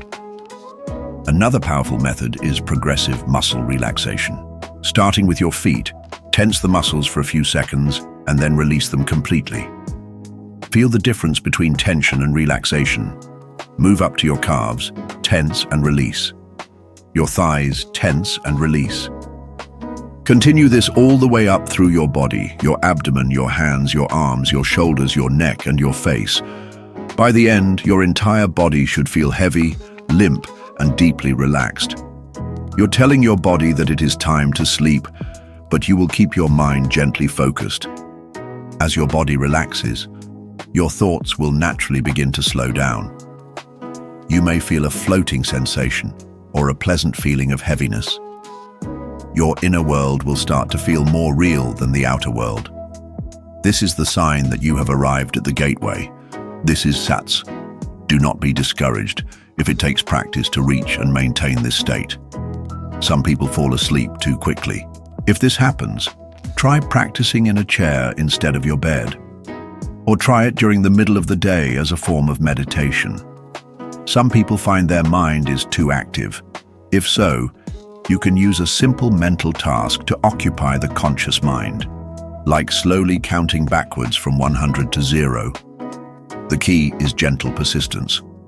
With practice, entering this state will become second nature to you.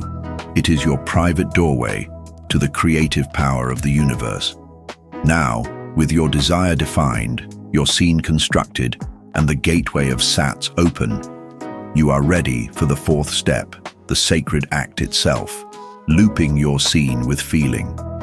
You are physically still, your conscious mind is quiet, and your subconscious is open and receptive. Now, you bring your short, imaginary scene to the screen of your mind. You are not just watching it like a movie. You are in it. You are the central character. You are experiencing it in the first person. You enter your scene and you loop it over and over and over again. If your scene is feeling the wedding ring on your finger, you bring your attention to your imaginary hand and you feel that sensation. You feel the cool, solid weight of it. You run your imaginary thumb over it. And as you feel it, you allow the corresponding emotion to flood your being. What would you feel? You would feel a quiet contentment, a deep sense of security, a peaceful joy. You let that feeling saturate you. Then you let the scene fade for a moment and you bring it back again.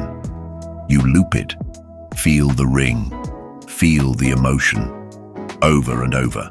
The repetition is key. It serves to focus the mind and build the sensory vividness of the experience. But the repetition is useless without the most critical ingredient, the feeling. The feeling is the fire that forges the new reality in the furnace of your subconscious. You must feel the feeling of the wish fulfilled. It is not enough to think about being relieved. You must feel the actual sensation of relief in your body. It is not enough to think about being proud. You must feel the warmth of pride swelling in your chest. You must generate the emotional signature of your desire being a present, accomplished fact. As you continue to loop the scene and feel the feeling, something miraculous will begin to happen. The scene will start to feel less like something you are imagining and more like something you are remembering. It will take on what the great teacher Neville Goddard called the tones of reality. It will feel solid, natural, and real. You might even be surprised by the sensory details that emerge. You might smell a faint perfume or hear a background noise you did not consciously create. This is the sign that you have succeeded. This is the sign that the subconscious mind has accepted your imaginary act as a real experience. You have successfully impressed it. You have planted the seed. How long should you do this for? You do it until you feel that sense of satisfaction, that quiet inner conviction that it is done. It might take 5 minutes, it might take 20. The clock does not matter. The feeling is your only indicator. You are looking for that inner click, that feeling of yes. It is a subtle but distinct feeling of relief and contentment. You will know it when you feel it. Once you have felt it, the creative act is finished. You do not need to keep striving or pushing. To continue after you have felt that inner yes is to imply that it was not done properly the first time, which introduces doubt. Once the seed is planted, you do not keep digging it up to see if it is growing. You trust that it is done. This leads us to the fifth and final step, the gentle sealing of the act. Falling asleep in your new state. After you have successfully looped your scene and captured the feeling of the wish fulfilled, the work is done.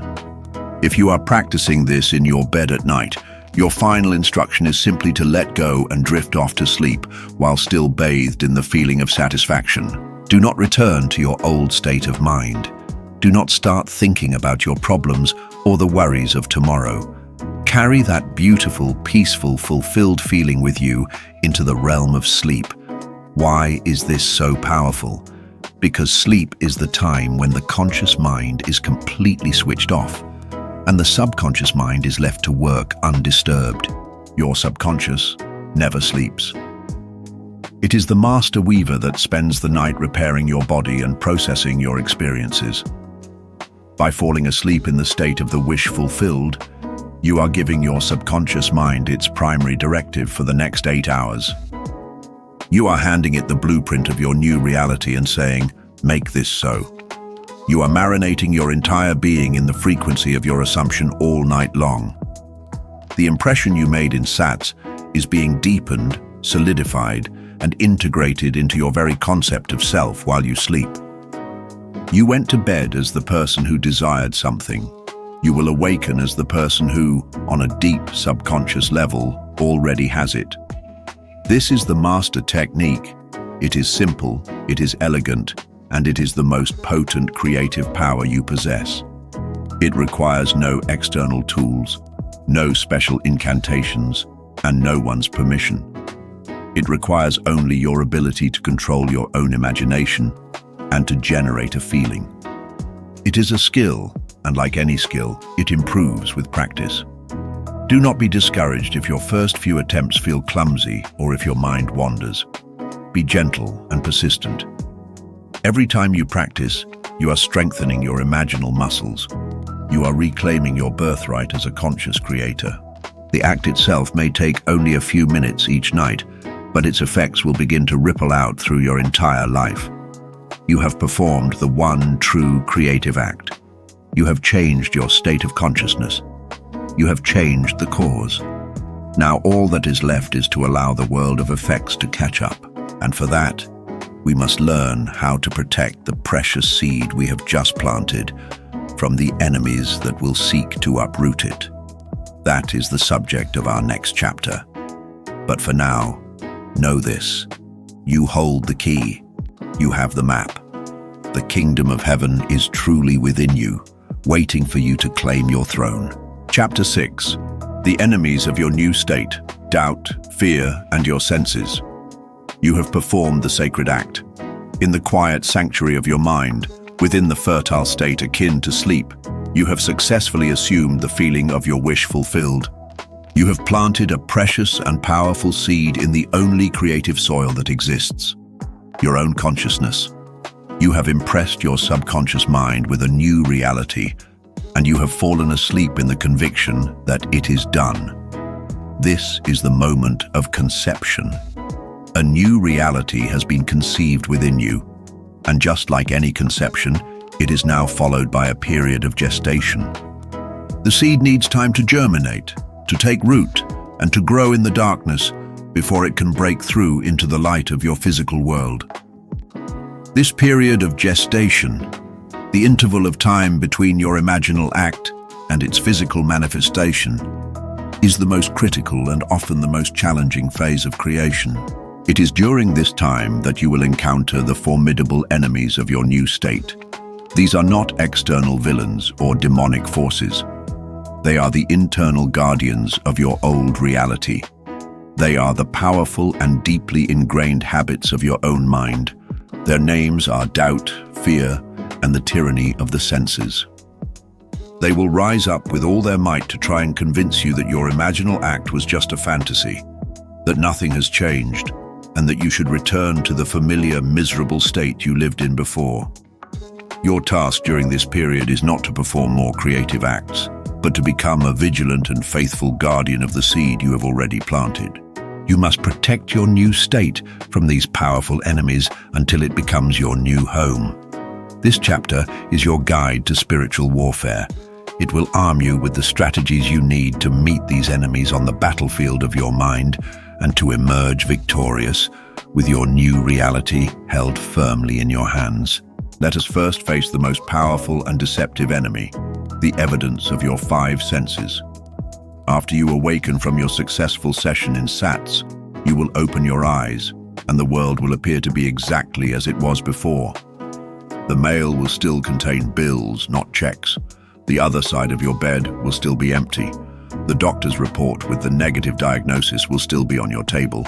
Your senses will scream at you with all the authority of objective fact that your imaginal act was a failure. They will present you with a seemingly solid, irrefutable case that your old reality is the only reality. This is the great test. This is the moment where most people falter and lose their faith. They look at their 3D world, they see no immediate change, and they conclude, it didn't work. And by concluding this, they abort the baby. They uproot the seed they so carefully planted just hours before. You must understand a profound truth. Your senses report the past. They are not reporting the current reality of your consciousness. They are reporting a reality that is already old, a reality that was created by your former states of being. Your physical world is a delayed reflection, like the echo of a shout. The shout is your state of consciousness. The echo is your physical reality. You have just produced a new shout, the shout of "I am wealthy" or "I am loved." But the echo of your old shout, the shout of "I am poor" or "I am lonely," is still reverberating through your world. You must not be fooled by the old echo. You must ignore it and listen only for the new echo that is on its way. To trust your senses over your imagination at this stage is to trust the shadow over the object that casts it. It is to believe the reflection in the mirror is more real than you are. You have turned your body, you have created a new shape, but the mirror is still showing you the old one for a moment. The law of creation states that the mirror must and will change to reflect your new form. Your job is to hold your new position and not be swayed by the old, fading reflection. How do you do this practically? You must learn to mentally deny the evidence of your senses. When a bill arrives in the mail, you look at it, and you say inwardly with calm conviction, "This belongs to the old story. This is a remnant of a former state. It has no power over me, for I am now in a state of abundance." You do not react with the old feeling of anxiety. To react with anxiety would be to replant the old seed of lack. You simply acknowledge the appearance, you pay the bill if you must from a place of calm, knowing that it is the last of its kind, and you immediately return your inner attention to your new state of abundance. You remember the feeling of relief and freedom you cultivated in your imagination. You must be more loyal to your unseen imagined reality than you are to the seen physical world. This is not a call for delusion or for irresponsible behavior. You do not ignore your bills and let them pile up. You handle the circumstances of your 3D world as necessary, but you do it from your new state of consciousness. You handle the old reality from the perspective of the person who has already transcended it. You are like a wealthy person who has to clean up some old accounting errors from a time when they were poor. They do it without emotional turmoil because it does not define their current identity. This is the key. You must separate your identity from the circumstances. The circumstances are old news. Your identity, your new assumption, is the creative reality that is now shaping the future. This brings us to the second enemy, a cunning and insidious soldier that fights on behalf of your senses. Doubt. Doubt is the great saboteur. It is the subtle whisper in the back of your mind that says, "Are you sure this is working? It's been a week and nothing has changed. Maybe you're just kidding yourself. This is all just wishful thinking." Doubt is a thought form, but it is a particularly venomous one because it attacks the very foundation of your faith. Where does doubt come from? Doubt is simply a memory of past failure playing on a loop. It is your mind remembering all the times in the past when you wanted something and did not get it. It is projecting that history of failure onto your present endeavor. Doubt has no creative power of its own. It is a ghost. It only gains power when you give it your attention and your feeling. It is like a stray dog that barks at you. If you ignore it and keep walking towards your destination, it will eventually lose interest and go away. But if you stop, turn around and start engaging with it, shouting at it, trying to reason with it, or worse, feeling afraid of it, you have given it your energy. You have validated its existence. You have stopped your forward progress and entered into a battle you cannot win on its terms. The strategy for defeating doubt is not to fight it directly. You cannot argue your way out of doubt. Trying to find logical reasons why your manifestation should work will often only create more questions and more doubt. The mind that created the doubt cannot be the mind that solves it. The strategy is one of gentle but firm redirection. It is the strategy of mental discipline.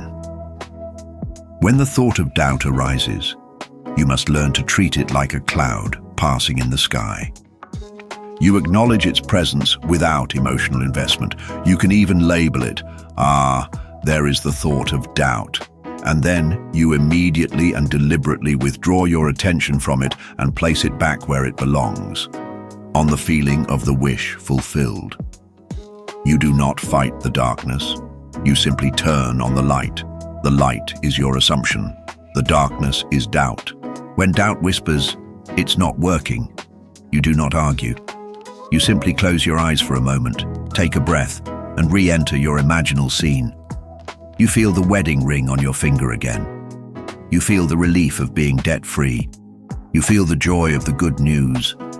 You do this for just a few seconds, long enough to re-establish the feeling of your new state. You are not doing this to manifest again.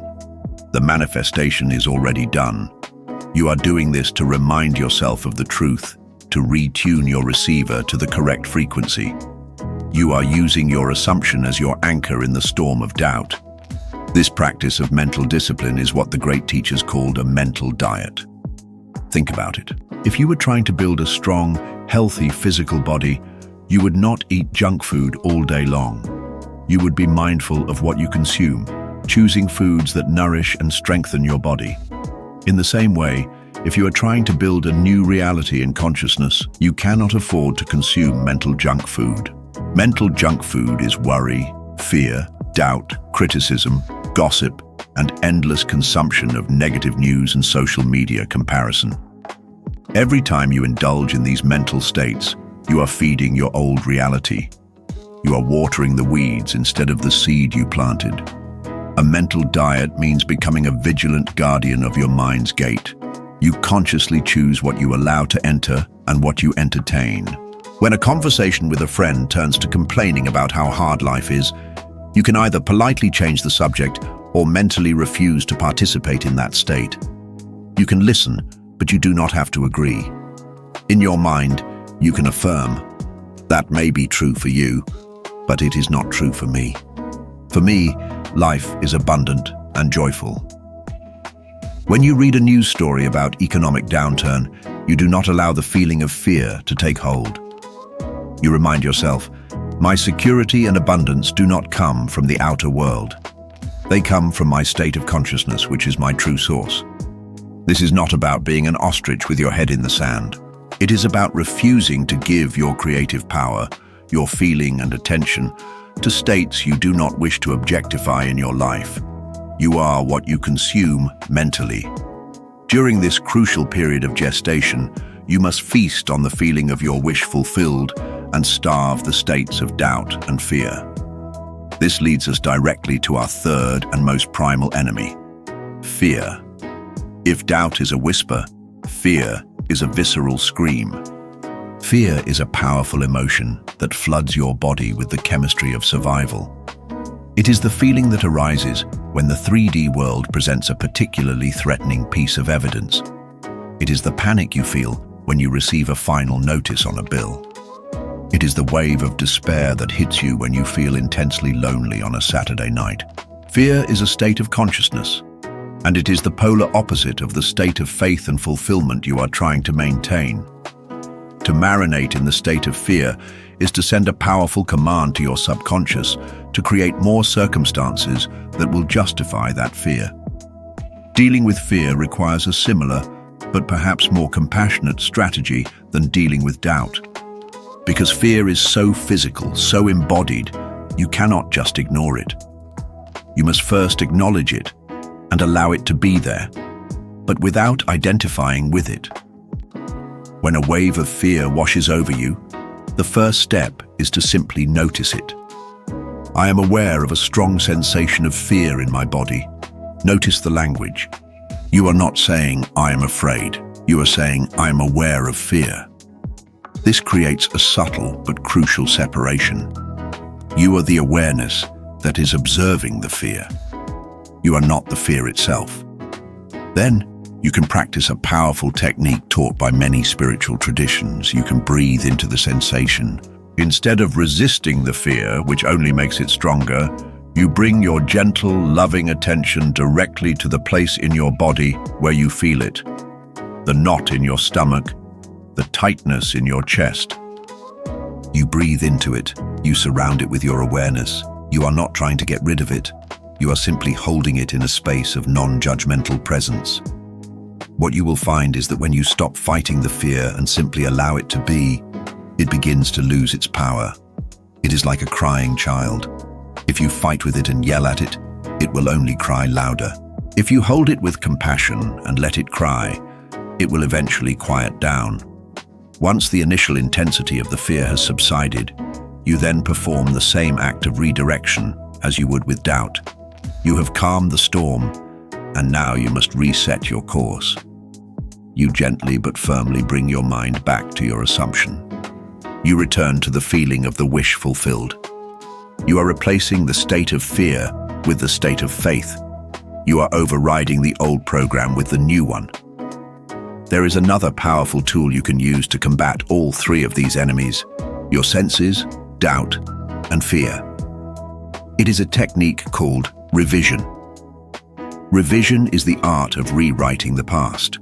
At the end of each day, preferably just before you enter your SAT session, you take a few moments to review the events of the day.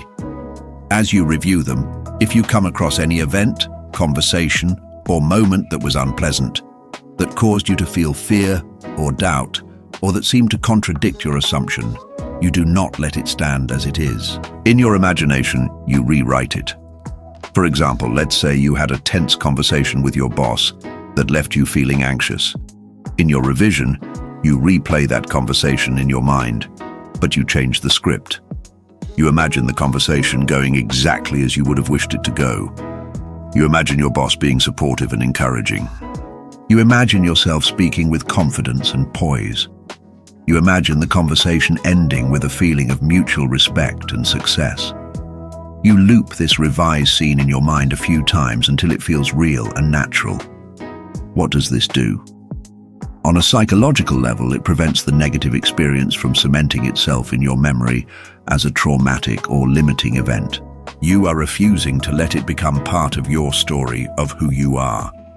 But on a deeper, metaphysical level, you are actually changing the past. Because consciousness is the only reality, an event that is vividly experienced in imagination is as real as an event experienced in the physical world. By revising the past, you are altering the vibrational pattern of that event. You are redeeming the day. The great mystic Neville Goddard taught that an unrevised day is a lost day, a day that continues to perpetuate its negative effects into your future. By revising it, you change the cause, and therefore you change its future effects. You are ensuring that you do not carry the negative states of today into your tomorrow. You go to sleep with a clean slate, with your consciousness filled only with events that support and confirm your new assumption. Protecting your state is an active, moment-to-moment discipline. It is a commitment. You have declared your new reality in the court of your own mind, and now you must refuse to listen to any witness that testifies against it. You must become the most stubborn person in the world when it comes to your assumption. Let the world show you whatever it wants to show you. Let your mind produce whatever doubts and fears it has been conditioned to produce. You remain unmoved. You stand firm in your inner knowing. Your new identity is your fortress, and your attention to it is the guard at the gate. Remember the radio analogy.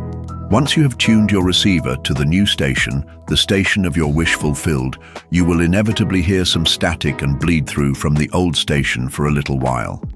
This is normal. The enemies of your state are that static. Your job is not to get rid of the static. Your job is to keep your dial firmly locked on the new frequency. Do not fiddle with the dial. Do not turn it back to the old station just to check if it's still there. Trust that you have tuned in correctly and hold your attention on the new music, even if it is faint at first. As you continue to hold your focus, the new signal will become stronger and clearer, and the static of the old reality will inevitably fade away into silence. This is the path of faith. Faith is not blind belief. Faith is loyalty to your unseen reality. It is the unwavering conviction that what you have created in your imagination is the true reality, and the physical world is just a slow, clumsy shadow that has no choice but to eventually conform. Hold fast to your assumption. Be a faithful guardian of your beautiful secret. Protect the seed from the birds of doubt, the storms of fear, and the hard, rocky ground of your senses. For if you remain faithful to your new state, its birth into your world is as certain as the rising of the sun. The gestation period may test you, but it will also forge you into the person who is worthy and ready to receive the magnificent gift you have given to yourself. Chapter 7. Living in the End and the Bridge of Incidents. You have performed the sacred creative act. You have planted the seed of your new reality in the fertile ground of your subconscious mind. You have learned to stand guard over this precious seed, protecting it from the internal enemies of doubt, fear, and the contradictory evidence of your senses. You have committed to the discipline of a mental diet, feeding your new state and starving the old. Now, we enter into a new phase of being, a way of moving through the world that is the natural, effortless result of this inner work. This is the state known as living in the end. This is not another technique to be practiced. It is the fragrance that naturally emanates from a flower that has successfully taken root. When you truly succeed in assuming the feeling of your wish fulfilled, you will find yourself automatically beginning to think, feel, and act from that new state of consciousness. This chapter is about understanding this beautiful, peaceful state of being and about recognizing the magical and mysterious way the universe conspires to build a pathway to your fulfilled desire. This pathway is called the Bridge of Incidents. What does it truly mean to live in the end? It is the quiet, calm, and confident state of knowing that your desire is a done deal. It is an inner conviction that is so deep and so certain that it removes all anxiety, all urgency, and all neediness from your being. Think about how you feel about something you know you have. You do not wake up in the morning and frantically try to manifest the bed you are sleeping in. You do not do visualizations to attract the roof over your head. You do not repeat affirmations hoping that you will have clothes to wear. You simply know you have these things. You take them for granted. They are part of your assumed reality. This calm, matter-of-fact knowing is the feeling you must cultivate with respect to your desire. Living in the end is the art of carrying the feeling of your fulfilled wish with you throughout your day. It is a subtle but profound shift in your internal posture. You are no longer the person who is trying to get something. You are the person who already has it, and you are just waiting for the physical world to catch up. This state has a unique emotional signature. It is not one of frantic excitement or giddy happiness. While those feelings may have been present in your initial imaginal act, the state of living in the end is much more peaceful. It is a feeling of naturalness. It is a feeling of relief. It is the deep, satisfying exhale after a long and arduous journey. You have arrived. The struggle is over. A person who is living in the end of being wealthy does not feel the constant nagging need to check their bank account or look for signs of money. They move through their day with an underlying sense of security. They may still be living in their old apartment and driving their old car, but their inner atmosphere has changed. They are not defined by their current circumstances. They are defined by their new assumption. When they think about money, it is not with a feeling of lack, but with a feeling of calm assurance. They know that their supply is infinite and that all their needs are met. A person who is living in the end of being in a loving relationship does not feel desperate or lonely. They do not frantically swipe on dating apps or feel a pang of jealousy every time they see a happy couple. They carry within themselves a quiet, confident glow of being loved and cherished. They enjoy their own company because they are no longer operating from a state of lack. They are whole and complete within themselves, and they know that their physical partner is simply a reflection of the love they have already cultivated within. They are not looking for someone to complete them. They are waiting for the reflection of their own completeness to appear. This state of inner knowing has a powerful effect on your actions. Your actions will become effortless and natural. They will flow from your new state of being, rather than being forced in an attempt to make things happen. The person living from the state of wealth might be inspired to have a conversation with a stranger that leads to a business opportunity. This action will not feel like striving. It will feel like the most natural thing in the world to do. The person living from the state of being loved might suddenly feel the urge to join a book club or take a painting class. They will not be doing it with the ulterior motive of meeting someone. They will be doing it for the pure joy of it, and it is in that state of natural, joyful expansion that they will coincidentally meet their perfect partner. You must stop trying to make things happen in the outer world. Your only work is to maintain the inner state. When you successfully maintain the state of the wish fulfilled, the outer world will begin to move and rearrange itself to conform to your assumption. This rearrangement happens through a series of events that is often called the bridge of incidents. The bridge of incidents is one of the most magical and mysterious aspects of this law. It is the sequence of seemingly normal, coincidental, or sometimes even strange events that are orchestrated by your subconscious mind or the greater intelligence of the universe to lead you from your current reality to the physical manifestation of your desire. This bridge is the how that you are not supposed to worry about.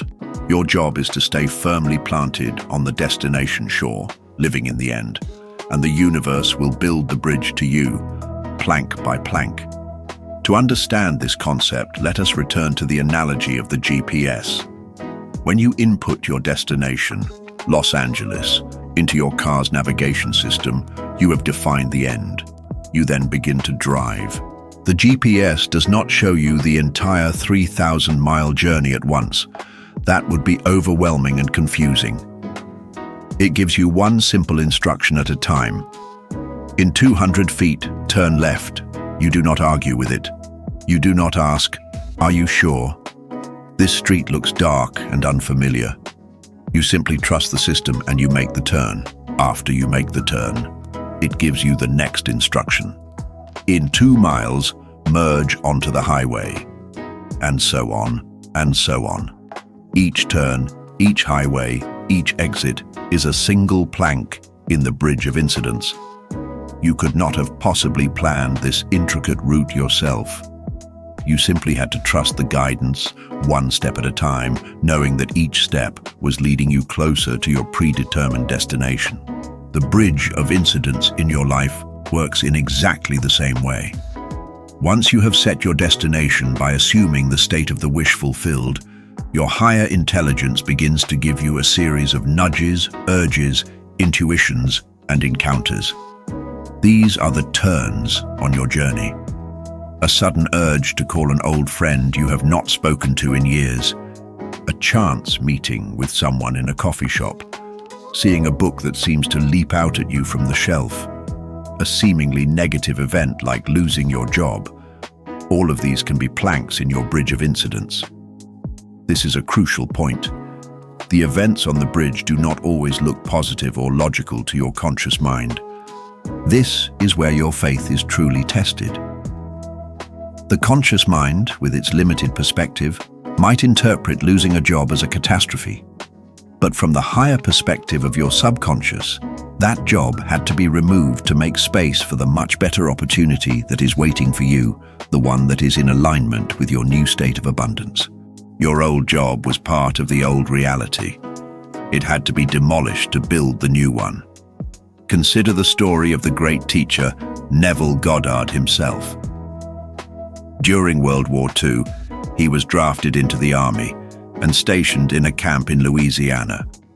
He desperately wanted to be honorably discharged and return to his life as a teacher in New York City. Every night, for several nights, He assumed the state of being in his own apartment in New York. He would imagine himself in his own bed, seeing the familiar sights of his room, feeling the bustling energy of the city outside. He lived in the end. He did not imagine how he would get out of the army. He simply assumed he was already out. One day, he felt a strong, intuitive urge to go and speak to the colonel in charge of the camp. He told the colonel his story and requested a discharge. The colonel flatly and angrily denied his request, telling him that everyone wanted to go home and that he had to do his duty. From the perspective of the conscious mind, this was a failure. The bridge seemed to have collapsed. But Neville, being a master of the law, did not react with despair. He knew this was just an event on the bridge. He went back to his barracks, and that night, he once again fell asleep in his apartment in New York City. He persisted in his assumption. A few days later, the very same colonel called him into his office. The colonel's demeanor had completely changed. He told Neville that he had reconsidered and that he had decided to approve his request for an honorable discharge. Just like that, Neville was a free man. The colonel's initial anger and refusal was a necessary plank on the bridge. Perhaps it served to test Neville's faith. Perhaps it was necessary for some internal paperwork shuffle. The why does not matter. What matters is that Neville remained faithful to his assumption, and the world rearranged itself, even turning an angry colonel into a willing accomplice to bring his desire to pass. You will have similar experiences. You may be trying to manifest a new, loving relationship. You assume the state of being happily partnered. Then, the person you are casually dating suddenly breaks up with you. Your conscious mind screams, "This is the opposite of what I wanted." But if you remain faithful to your end state, you will later see that this person had to be moved out of your life to make space for the right person who may enter your life the very next week. You must learn to trust the bridge. You must develop a deep and abiding faith that everything that is happening in your life, both the good and the bad, is part of the divine unfolding of your assumption. The key to navigating the bridge of incidents is to let go of the how. The moment you start trying to consciously figure out how your desire will come to you, you are introducing your own limited egoic mind into the process. You are grabbing the steering wheel from the GPS. This will only lead to anxiety, frustration, and a deviation from the perfect path that has been laid out for you. Your ego mind will always try to choose the path of least resistance, the most logical and obvious route. But the ways of the subconscious are far more creative and magical. It may take you on a seeming detour that, in reality, is the most direct shortcut possible.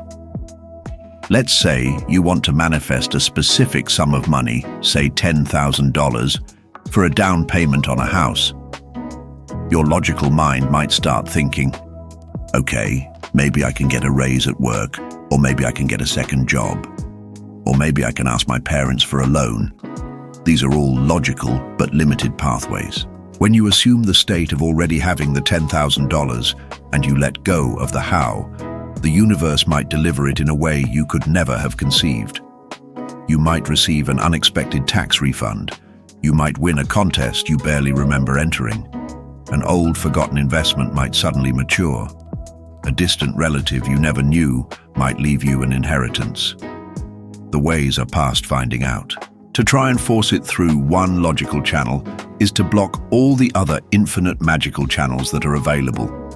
So, how do you live your day-to-day life while on this bridge? You live it normally, but with an underlying current of joyful expectation. You follow your intuitive nudges. If you feel a strong urge to do something, even if it seems illogical, explore it. If you suddenly think of an old friend, send them a message. If you feel drawn to a certain part of town, go for a walk there. These are the gentle whispers of your internal GPS, giving you your next instruction. You do not need to analyze them. Just follow the energy. Act on your intuitive impulses, but do it without attachment to the outcome. Do it for the joy of following the flow, trusting that it is all part of the plan. This is the paradox of action in this philosophy. You are not meant to be passive and do nothing. You will be moved to act. But the actions will not feel like hard work. They will feel inspired. They will feel effortless. The difference is in the state from which you are acting. The person operating from lack forces action to try and get something. The person living in the end is moved to inspired action as a natural consequence of who they now are. It is the difference between pushing a boulder uphill and riding a wave. During this time, it is also crucial to practice gratitude. But not just gratitude for the things you already have in your physical world. You must practice gratitude for your desire that is still in the unseen. You give thanks for it as though it were already a physical fact. Before you go to sleep at night, you can say, "Thank you, Father, for my perfect health. Thank you for my wonderful, loving partner. Thank you for my overflowing abundance." This act of giving thanks for the unseen reality does two things. It reinforces the feeling of the wish fulfilled within you, strengthening your state. And it sends a powerful signal of faith out into the universe. You are not asking anymore, you are not hoping. You are expressing gratitude for a gift already received. Living in the end is a state of profound peace. It is the end of the spiritual struggle. You have done the work in the only place where work is effective, in your imagination. Now you get to relax. You get to enjoy the journey. You become an excited observer of your own life, watching with wonder and delight as the universe cleverly and beautifully unfolds the bridge of incidents that will lead you home. You stop being the anxious driver, white-knuckling the steering wheel. You become the relaxed passenger in the back seat, enjoying the scenery, knowing with absolute certainty that you are on the right road and that your arrival at your magnificent destination is not a matter of chance, but a matter of law. Trust the process. Live in the end. And watch as the world rearranges itself in perfect harmony with the new song you are singing in your heart. Chapter 8. Beyond a New Car. Applying the law to health, love, and peace. We have laid the foundation of the law. We have learned the master technique of assumption. We have armed ourselves against the enemies of our new state, and we have learned to live in the peaceful conviction of the end result. Thus far, many of the examples we have used have centered around tangible desires, such as money or promotions.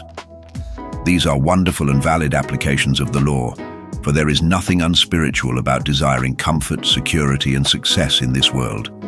However, to confine this immense power to the acquisition of material things is like using a nuclear reactor to toast a piece of bread. The true and highest purpose of this law is to create the inner riches that money cannot buy and the world cannot give you. It is to manifest profound and lasting states of being, vibrant health, deep and authentic love, and an unshakable inner peace that becomes the very ground of your existence. In this chapter, we will explore how to apply the principles we have learned to these most precious of human desires. We will move beyond manifesting a new car and learn how to manifest a new self. Let us begin with the subject of health. In our modern world, we have been deeply conditioned to see the body as a complex biological machine that is prone to breaking down. We see disease as an external invader, a malicious entity that attacks us without our consent.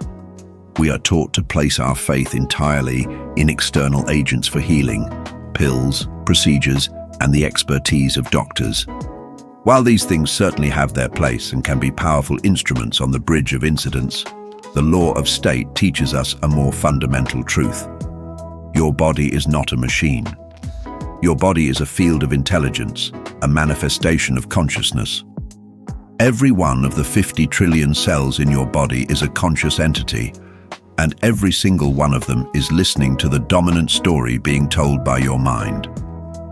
Your physical health is a perfect, unwavering reflection of your state of consciousness regarding your body. To apply the law to health, you must first completely shift your perspective. You must stop identifying yourself as a sick person trying to get well. This identity, this state of being, is a powerful prayer for more sickness. To constantly talk about your illness, to research it obsessively, to join support groups where you and others endlessly discuss the symptoms and the struggle.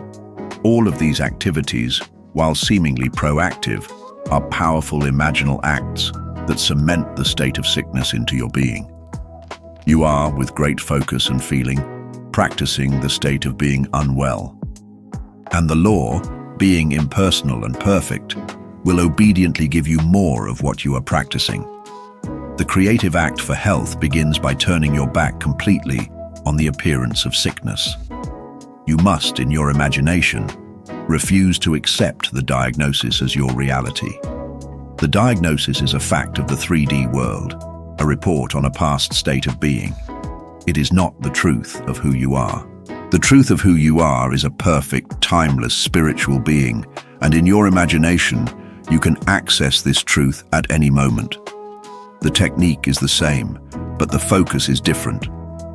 You must assume the state of perfect, vibrant health. You do not focus on the problem or on making the sickness go away. To focus on making something go away is to keep your attention fixed upon it. You ignore the problem entirely, and you put your full, undivided attention on the solution, on the end result, perfect health. So, you will construct a short, simple scene that implies you are already healed. What would you do if you were in perfect health right now? What activity, which your current condition prevents you from doing, would you joyfully engage in? If you have chronic back pain, perhaps your scene is you effortlessly bending down and lifting your child or grandchild into the air, feeling the strength and flexibility in your spine, and hearing their joyful laughter. You would feel the immense gratitude and freedom in that moment. If you have a respiratory condition, perhaps your scene is you running up a hill, feeling your lungs expand with clean, fresh air, feeling the powerful rhythmic beat of your heart, and feeling a sense of exhilarating vitality. If you have a serious internal disease, your scene could be the one we mentioned earlier. You are sitting in your doctor's office and the doctor is looking at your latest scans with utter bewilderment.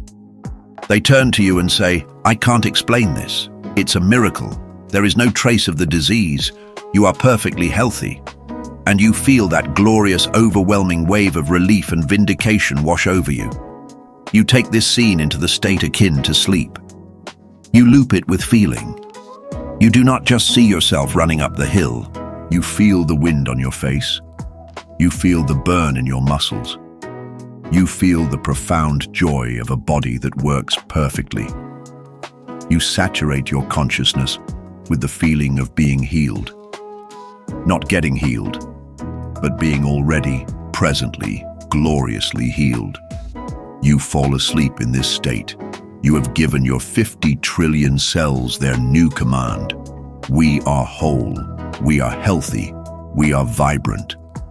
As we learned in our chapter on the proof, this is not just wishful thinking. This is epigenetics in action. Your state of consciousness, your feeling of health, creates a chemical signal, the chemistry of wellness, that is sent to every cell in your body. This signal acts as the piano player that activates the genes for healing, for regeneration, and for vitality, while silencing the genes associated with stress and disease. You are quite literally commanding your body to heal itself from the inside out. During your waking hours, you must live in the end. You must refuse to be defined by your symptoms. When a pain appears, you do not identify with it. You can acknowledge it. I am aware of a sensation of pain. But then you immediately bring your mind back to your assumption. Nevertheless, I am perfectly healthy. You are training your mind to be more loyal to the truth of your imaginal act than to the fact of your physical sensation. You must stop telling the story of your sickness to others. When people ask how you are, you do not give them a detailed organ recital of your ailments. You can simply say, "I'm feeling better every day," or "I'm on the road to perfect health." You must starve the old state of your attention and feed only the new. This takes discipline.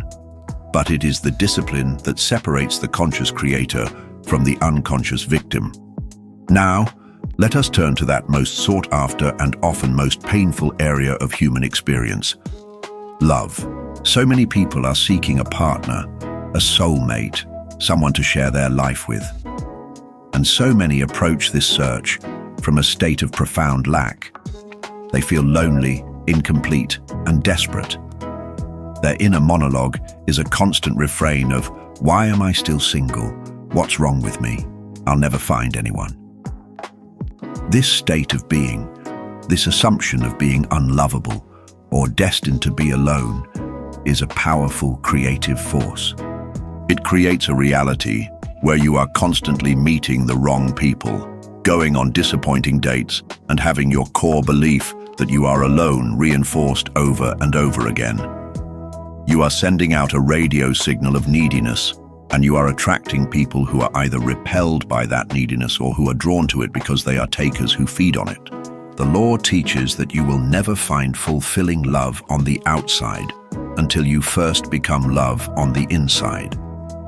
You do not attract a loving partner. You attract a perfect reflection of the relationship you have with yourself. If you do not love and respect yourself, you will attract a partner who does not love and respect you. If you believe you are incomplete on your own, you will attract someone who magnifies that feeling of incompleteness. The work, therefore, is not on your dating profile. The work is on your self-concept. To manifest a loving, healthy relationship, you must first assume the state of being a person who is deeply, profoundly, and unconditionally loved. You must cultivate the feeling of being adored, cherished, respected, and desired right now while you are still physically alone. This is the great paradox. You must become the thing you seek. How do you do this? You use your imagination. You craft a short, simple scene that implies a committed, loving partnership. As we discussed before, a scene like feeling a wedding ring on your finger is incredibly powerful because it implies the end result. Another beautiful scene could be you lying in bed in the morning, and you turn over and you see the peaceful, sleeping face of your beloved next to you. You do not have to see their face clearly. In fact, it is often better not to, so you do not limit the universe. But you feel their presence. You feel the warmth of their body next to yours, and you are filled with a deep, quiet, overwhelming feeling of love, security, and gratitude. You think to yourself, "Isn't it wonderful? I am so loved." You take this scene into sats. You loop it, and you saturate yourself with that feeling of being loved. You fall asleep in the arms of your imaginary lover. You are not pretending. You are creating. You are changing your self-concept from "I am a lonely person seeking love" to "I am a cherished person who is in a committed relationship." You are changing your signature vibration from one of lack to one of fulfillment. During the day, you must live from this new assumption. This will change everything about how you carry yourself. A person who knows they are loved walks differently. They talk differently. They are not needy. They are not desperate. They radiate a quiet confidence and a warmth that is incredibly attractive. They are not looking for love because they have already found it within themselves. They are simply living, and they know that the physical manifestation of their inner state is on its way. You must also begin to treat yourself as a loved person would be treated. You must speak to yourself with kindness and compassion. You must take care of your body, your home, and your life, not to attract someone, but because you are a person who is worthy of a beautiful life. You are dating yourself. You are falling in love with yourself. This is the most important relationship you will ever have, and it is the foundation upon which all other relationships will be built. As you persist in this state, the bridge of incidents will begin to unfold.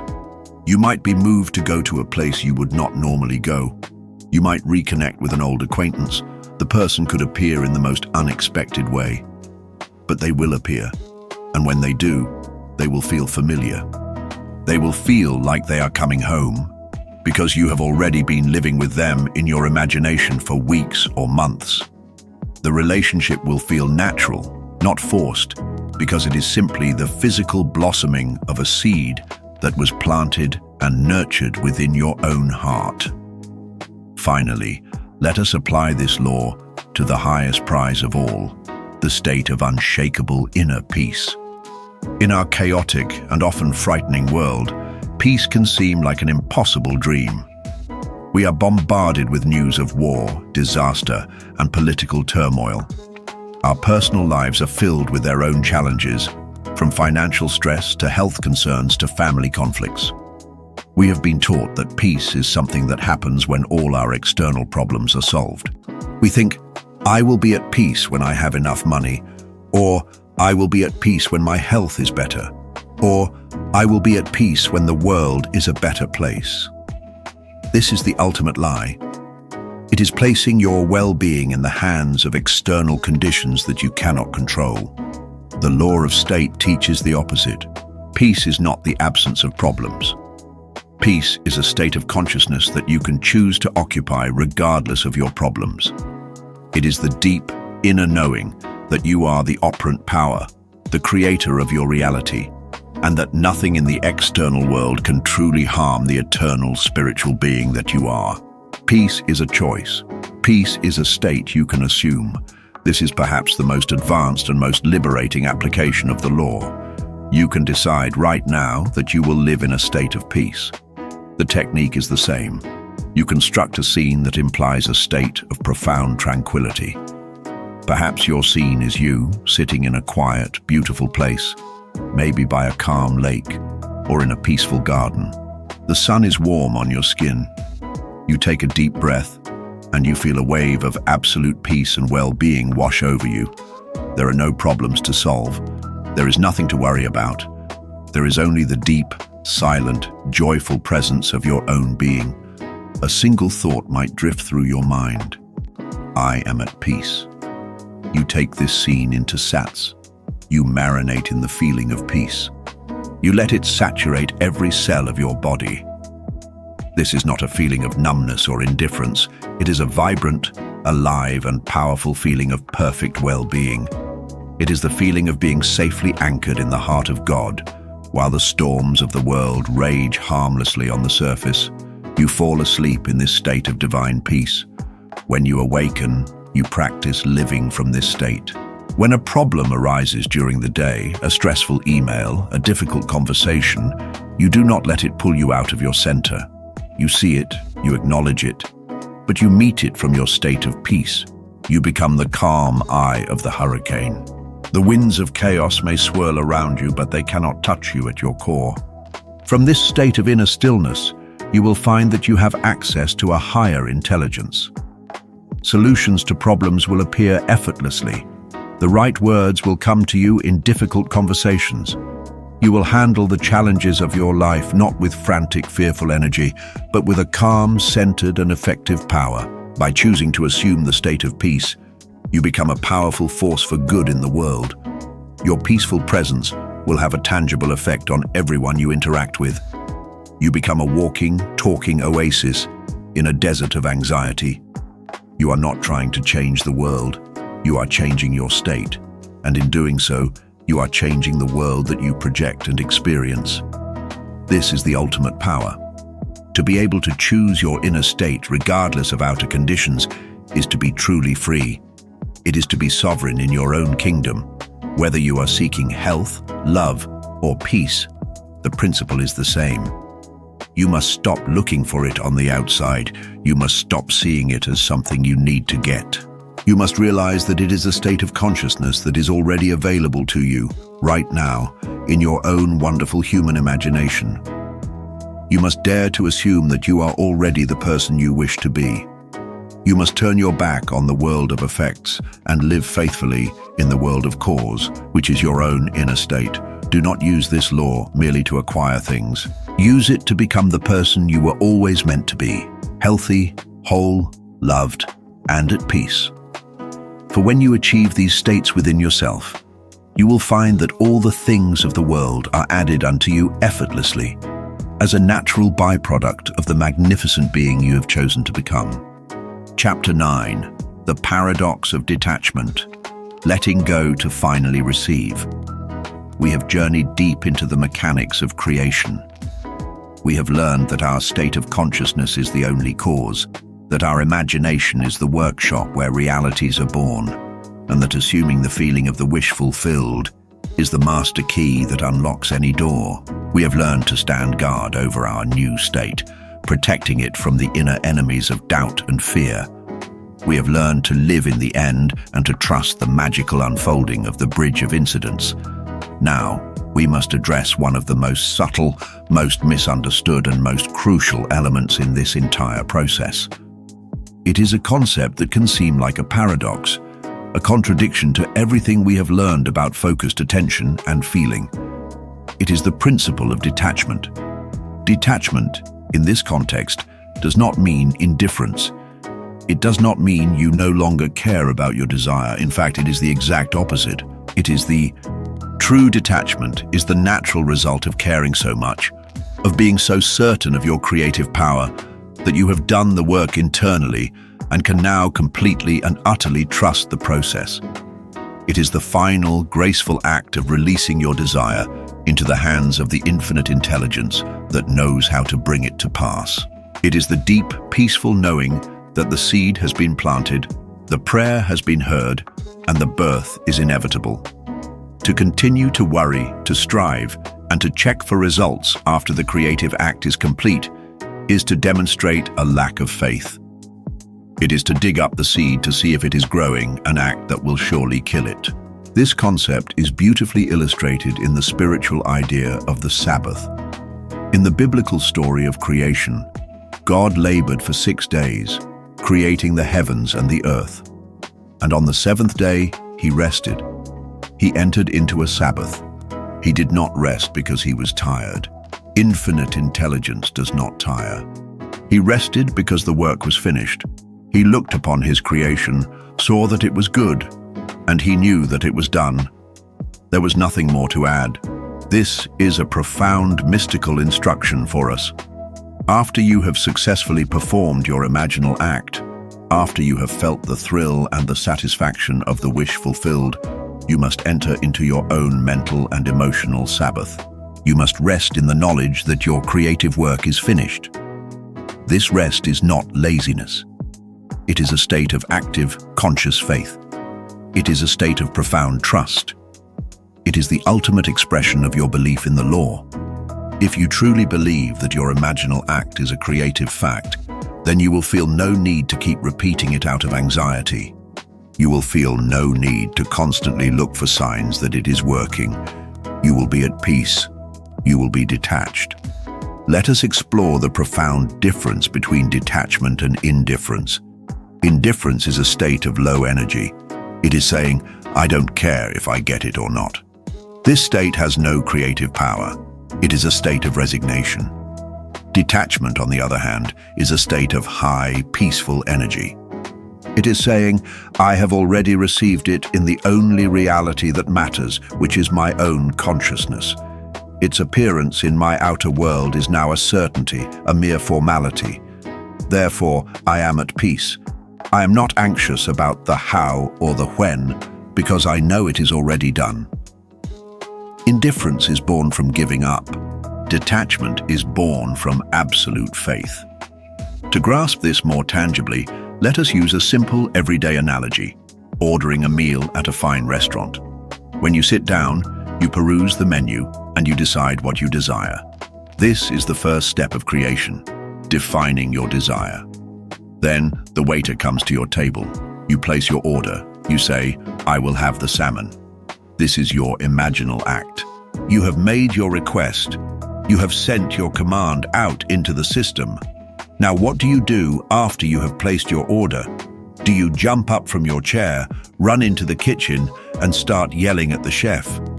Do you stand over his shoulder, micromanaging him, telling him how much salt to add, how long to sear the fish? Do you keep running back to your table and then back to the kitchen every 30 seconds, wringing your hands and worrying, is it coming? Are they making it right? Maybe I should have ordered the chicken instead. Of course not. That would be absurd. You would be thrown out of the restaurant. What do you do instead? You trust the process. You lean back in your chair. You take a sip of water. You have a pleasant conversation with your dinner companion. You enjoy the ambience of the restaurant. You are in a state of calm, joyful expectation. You are not indifferent. You are very much looking forward to your salmon, but you are completely detached from the process of its creation. You have an unspoken faith in the system of the restaurant. You know that there is a professional chef in the kitchen who knows exactly what to do. You know that there is a process in place to bring your order from the kitchen to your table. You do not worry about the how. You simply rest in the knowledge that it is being prepared and that it will arrive at the perfect time. This is the state of detachment. This is how you must treat your desires after you have placed your order with the universe through your imaginal act. You must trust that there is a master chef, your own subconscious mind, the infinite intelligence of the universe that received your order perfectly and knows the exact recipe and timing to bring it to you. To worry, to doubt, and to try and force the how is to run into the kitchen and interfere with the chef. You will only mess up the meal. So how do we cultivate this state of graceful detachment? It begins with the quality of your imaginal act. If you perform your ESAT session correctly, if you truly loop your scene until you feel the tones of reality, until you feel that profound sense of relief and satisfaction, you will find that detachment is not something you have to force. It will happen automatically. The feeling of it is done is the gateway to the Sabbath. If you emerge from your imaginal act still feeling anxious and needy, it is a sign that you have not persisted long enough. You have not truly convinced yourself. You have left the restaurant before the waiter has even confirmed your order. You must stay in your imaginable scene until that inner click, that feeling of naturalness occurs. When you feel it, the desire itself will feel less like a burning need and more like a pleasant memory of a future event. Another powerful tool for cultivating detachment is to have a life. This may sound blunt, but it is essential. If your one desire is the absolute center of your universe, the only thing you think about, the only source of your potential happiness, then it becomes very difficult to detach from it. You are putting too much pressure on it. It is like holding a small bird in your hand. If you squeeze it too tightly out of fear of it flying away, you will crush it. You must hold it with an open palm. You must trust that it will stay. You must have other interests, other passions, other sources of joy in your life right now. Fill your days with activities that you love for their own sake, not because you hope they will lead to your manifestation. Read good books, go for walks in nature, listen to beautiful music, spend quality time with friends and family. Engage in a hobby that makes you lose track of time. When you fill your life with present moment joy, you take the desperate, needy energy off your desire. You are telling the universe, I am already whole and happy. My desire will simply be the cherry on top of an already delicious cake. This state of non-needy joy is incredibly magnetic. It is the frequency of receiving. The need to constantly look for signs and synchronicities is a subtle form of attachment and doubt. It is like constantly checking the tracking information for a package you have ordered. While it can be exciting to see signs that your desire is on its way, becoming obsessed with them can be counterproductive. It keeps you in a state of looking out there for confirmation rather than resting in the inner knowing that it is already done. The signs are fun when they appear, but your faith should not be dependent on them. Your faith must be rooted in the reality of your imaginal act alone. The greatest sign that it is working is your own inner state of peace and detachment. If you are at peace, you do not need any external confirmation. Your peace is the confirmation. This brings us to a very important question. What do you do if, after a period of detachment, feelings of doubt or anxiety begin to creep back in? This is normal, especially in the beginning.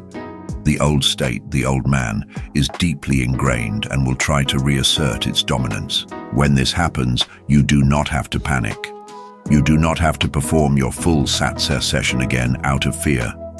You can perform what is like a maintenance check. You simply take a moment, close your eyes, and briefly return to your scene. You touch it lightly. You feel the wedding ring.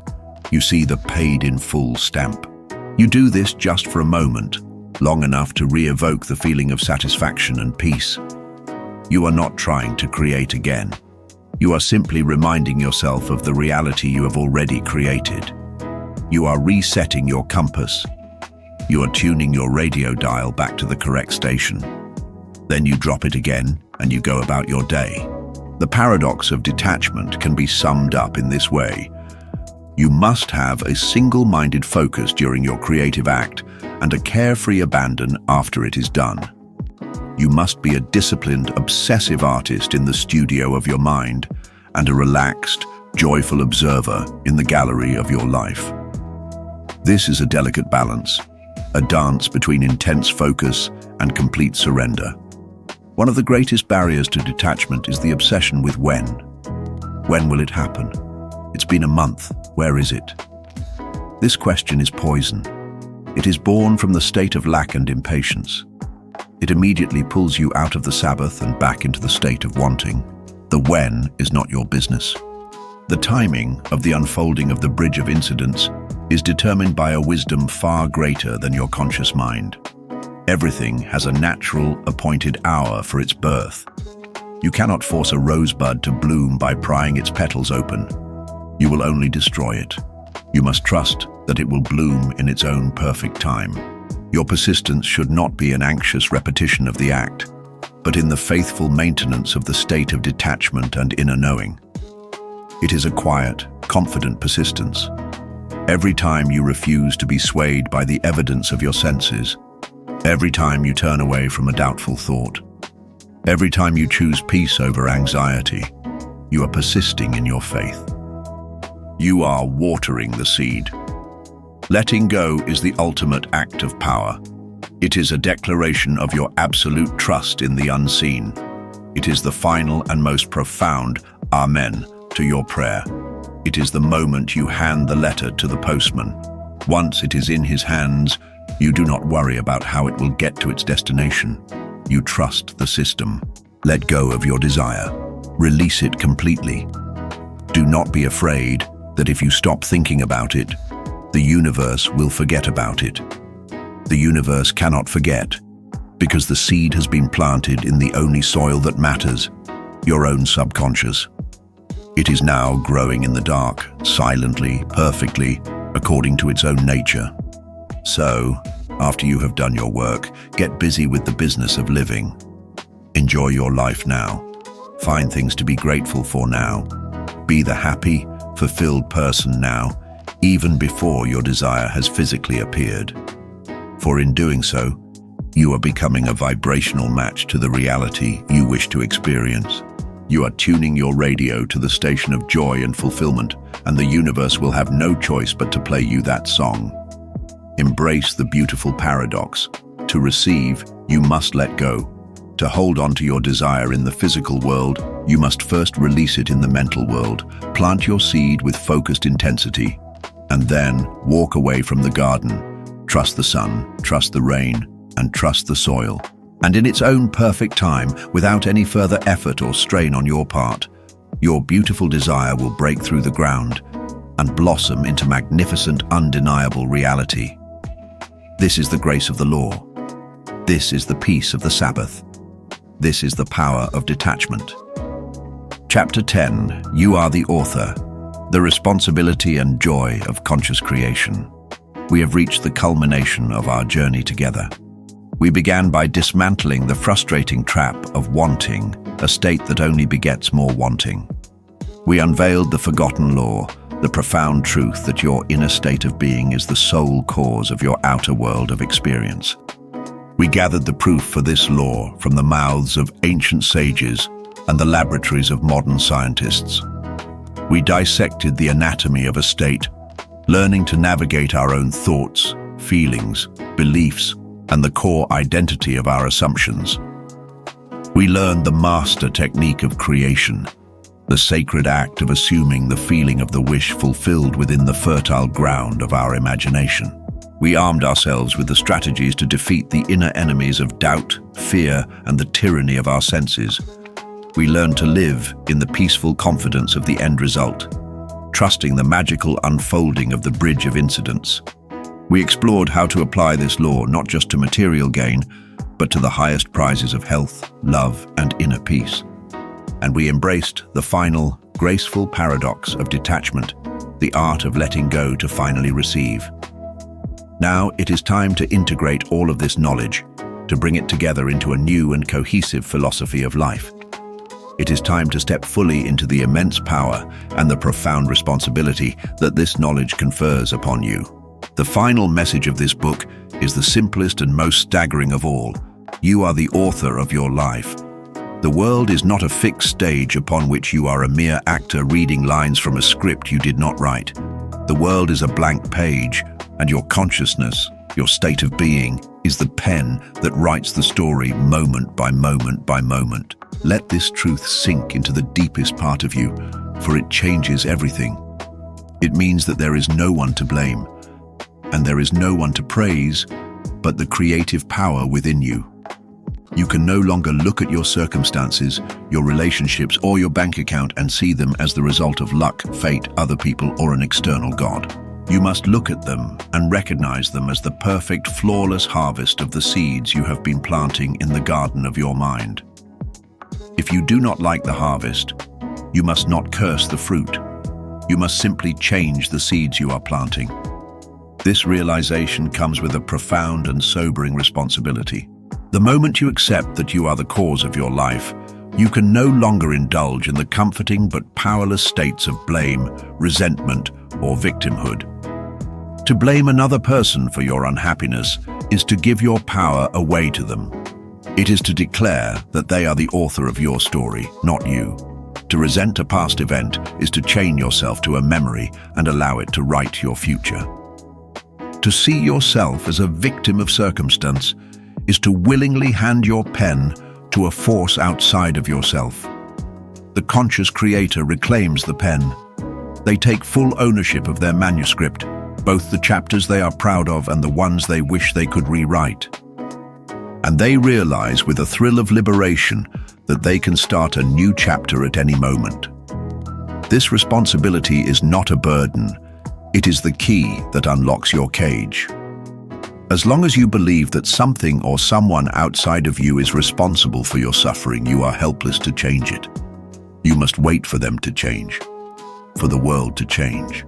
But the moment you accept that your state of consciousness is the cause, you are no longer helpless. You no longer have to wait. You can begin the work of change right now, within yourself, which is the only place where change is ever truly effective. This is the ultimate empowerment.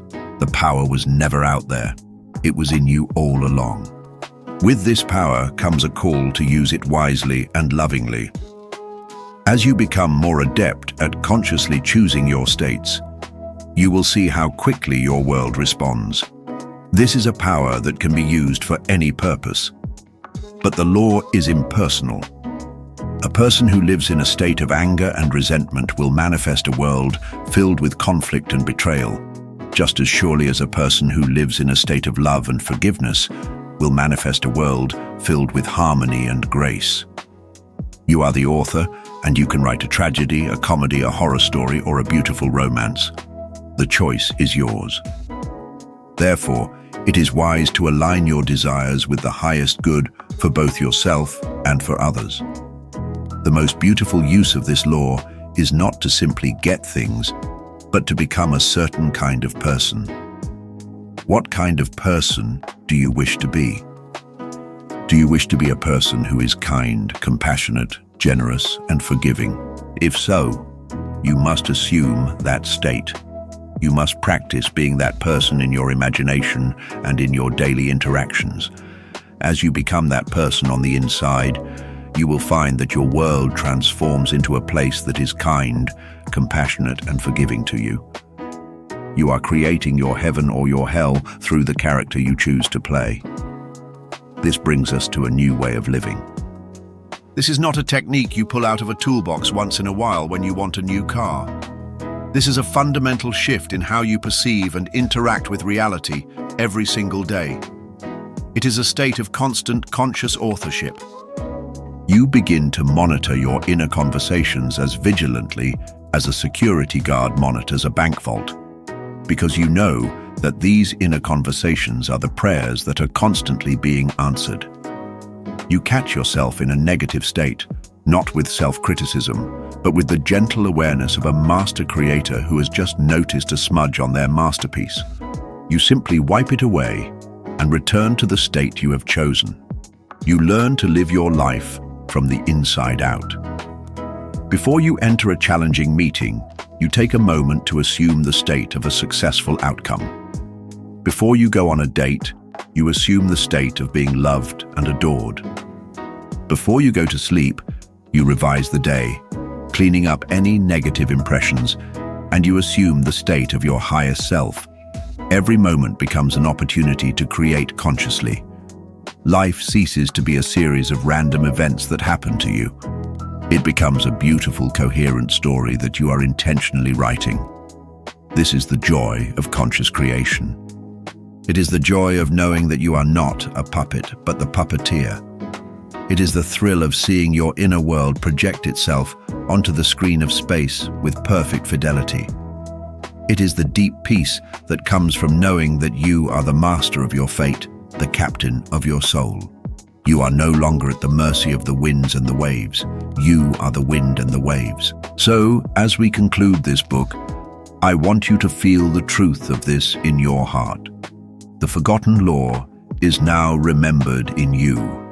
The power that creates worlds is sleeping within your own consciousness, waiting for you to awaken it. You have been given the keys to the kingdom. Do not leave them on the table. Use them. Use them to unlock the doors to health, to wealth, to love, to peace, and to the fullest expression of your divine potential. Your life is your great work of art. Up until now, perhaps you have been painting with a muddy brush or letting others throw paint at your canvas. But now you know.